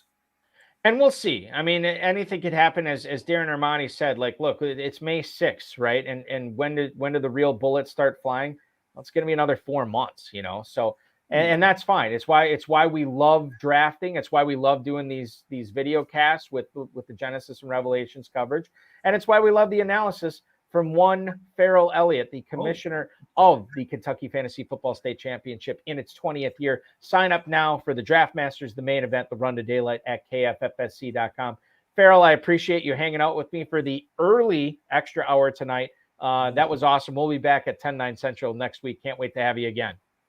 Thank you, Balky, and good luck to everyone. This is fun drafts. Yeah, they were a lot of fun. We will talk to you again next Friday, Farrell. And for everybody else who tuned in tonight on YouTube, I want to thank you because, and it seemed like the feedback that we got in YouTube for a lot of people, this is their first YouTube show that they're watching with the High Stakes Fantasy Football Hour. A lot of the feedback's been good. We saw a lot of great drafters tonight come on and make their picks live. And I do want to thank Brent Studebaker, Rob Marshall, Jake Valish, Greg McLean, Darren Armani, of course, Farrell Elliott, the FFPC, Rob Bryce, and of course, each and every one of you for tuning in or streaming this later.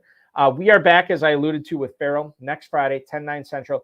5-time FFPC Dynasty winner, J.U. Tronky. So I know we're kind of in redraft season, but I wanted to get Jay on to get his thoughts on the rookie draft or the rookie drafts that'll be taking place in the FFPC tomorrow. Good luck to you if you're participating in those, and sort of how the NFL draft shakes out for both dynasty and redraft purposes. We'll talk with Jay about that next week. Remember, The Superflex Best Ball Tournament is live, $10,000 grand prize, only a $35 entry fee. The FFPC Best Ball Tournament grand prize has been doubled this year, $200,000, and the prize pool nearly doubled as well, well over $1 million. There are dynasty startups available. Not only rookie drafts going on tomorrow, but we're going to have plenty of dynasty startups available for you over the course of the next few months. The early bird promo is active, not only in the Football Guys Players Championship, where if you sign up before June 30th and draft before July 15th, you get a free $35 team credit added to your account. And the FFPC main event early bird promo active. You want to take your shot at $1 million? Do it now before the end of the month. You'll not only save $100 off your first team, you'll save $500 off each additional team, and you'll be entered into the Pros versus Joes drawing, so you can draft against some of the best in the business in the FFPC and in the industry to take your shot at a free FFPC main event team in 2023. Plenty of slow, live, sit and goes going on as far as the best ball options, the slims, so on and so forth at myffpc.com. And don't forget about the Run to Daylight Championship, the KFFSC main event, and the Draft Masters at kffsc.com. Happy Mother's Day to everybody out there. And of course, your Mother's Day weekend starts now.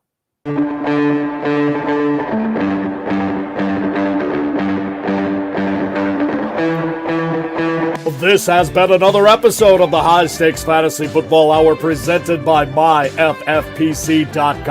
It was broadcast live and was watched around the world. Balky and Farrell will be back next week with more analysis, more interviews, and more advice from guests much smarter than they are. Thanks for watching, and we'll talk with you again next week.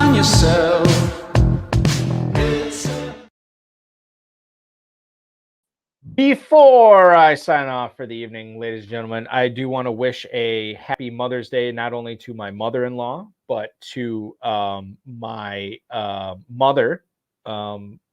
Thank you for everything you've done. And of course, my wife, Mrs. Balky, who I think we alluded to this last week, still recovering from some surgery. She's doing well. It's just been a slow process, tough surgery to come back from. She's doing well. Love you, honey. I know you are fast asleep and not watching this, but I still want to show you this later. Thanks so much for listening, everybody. We will be back 10/9 Central next week with Jay Uchonki.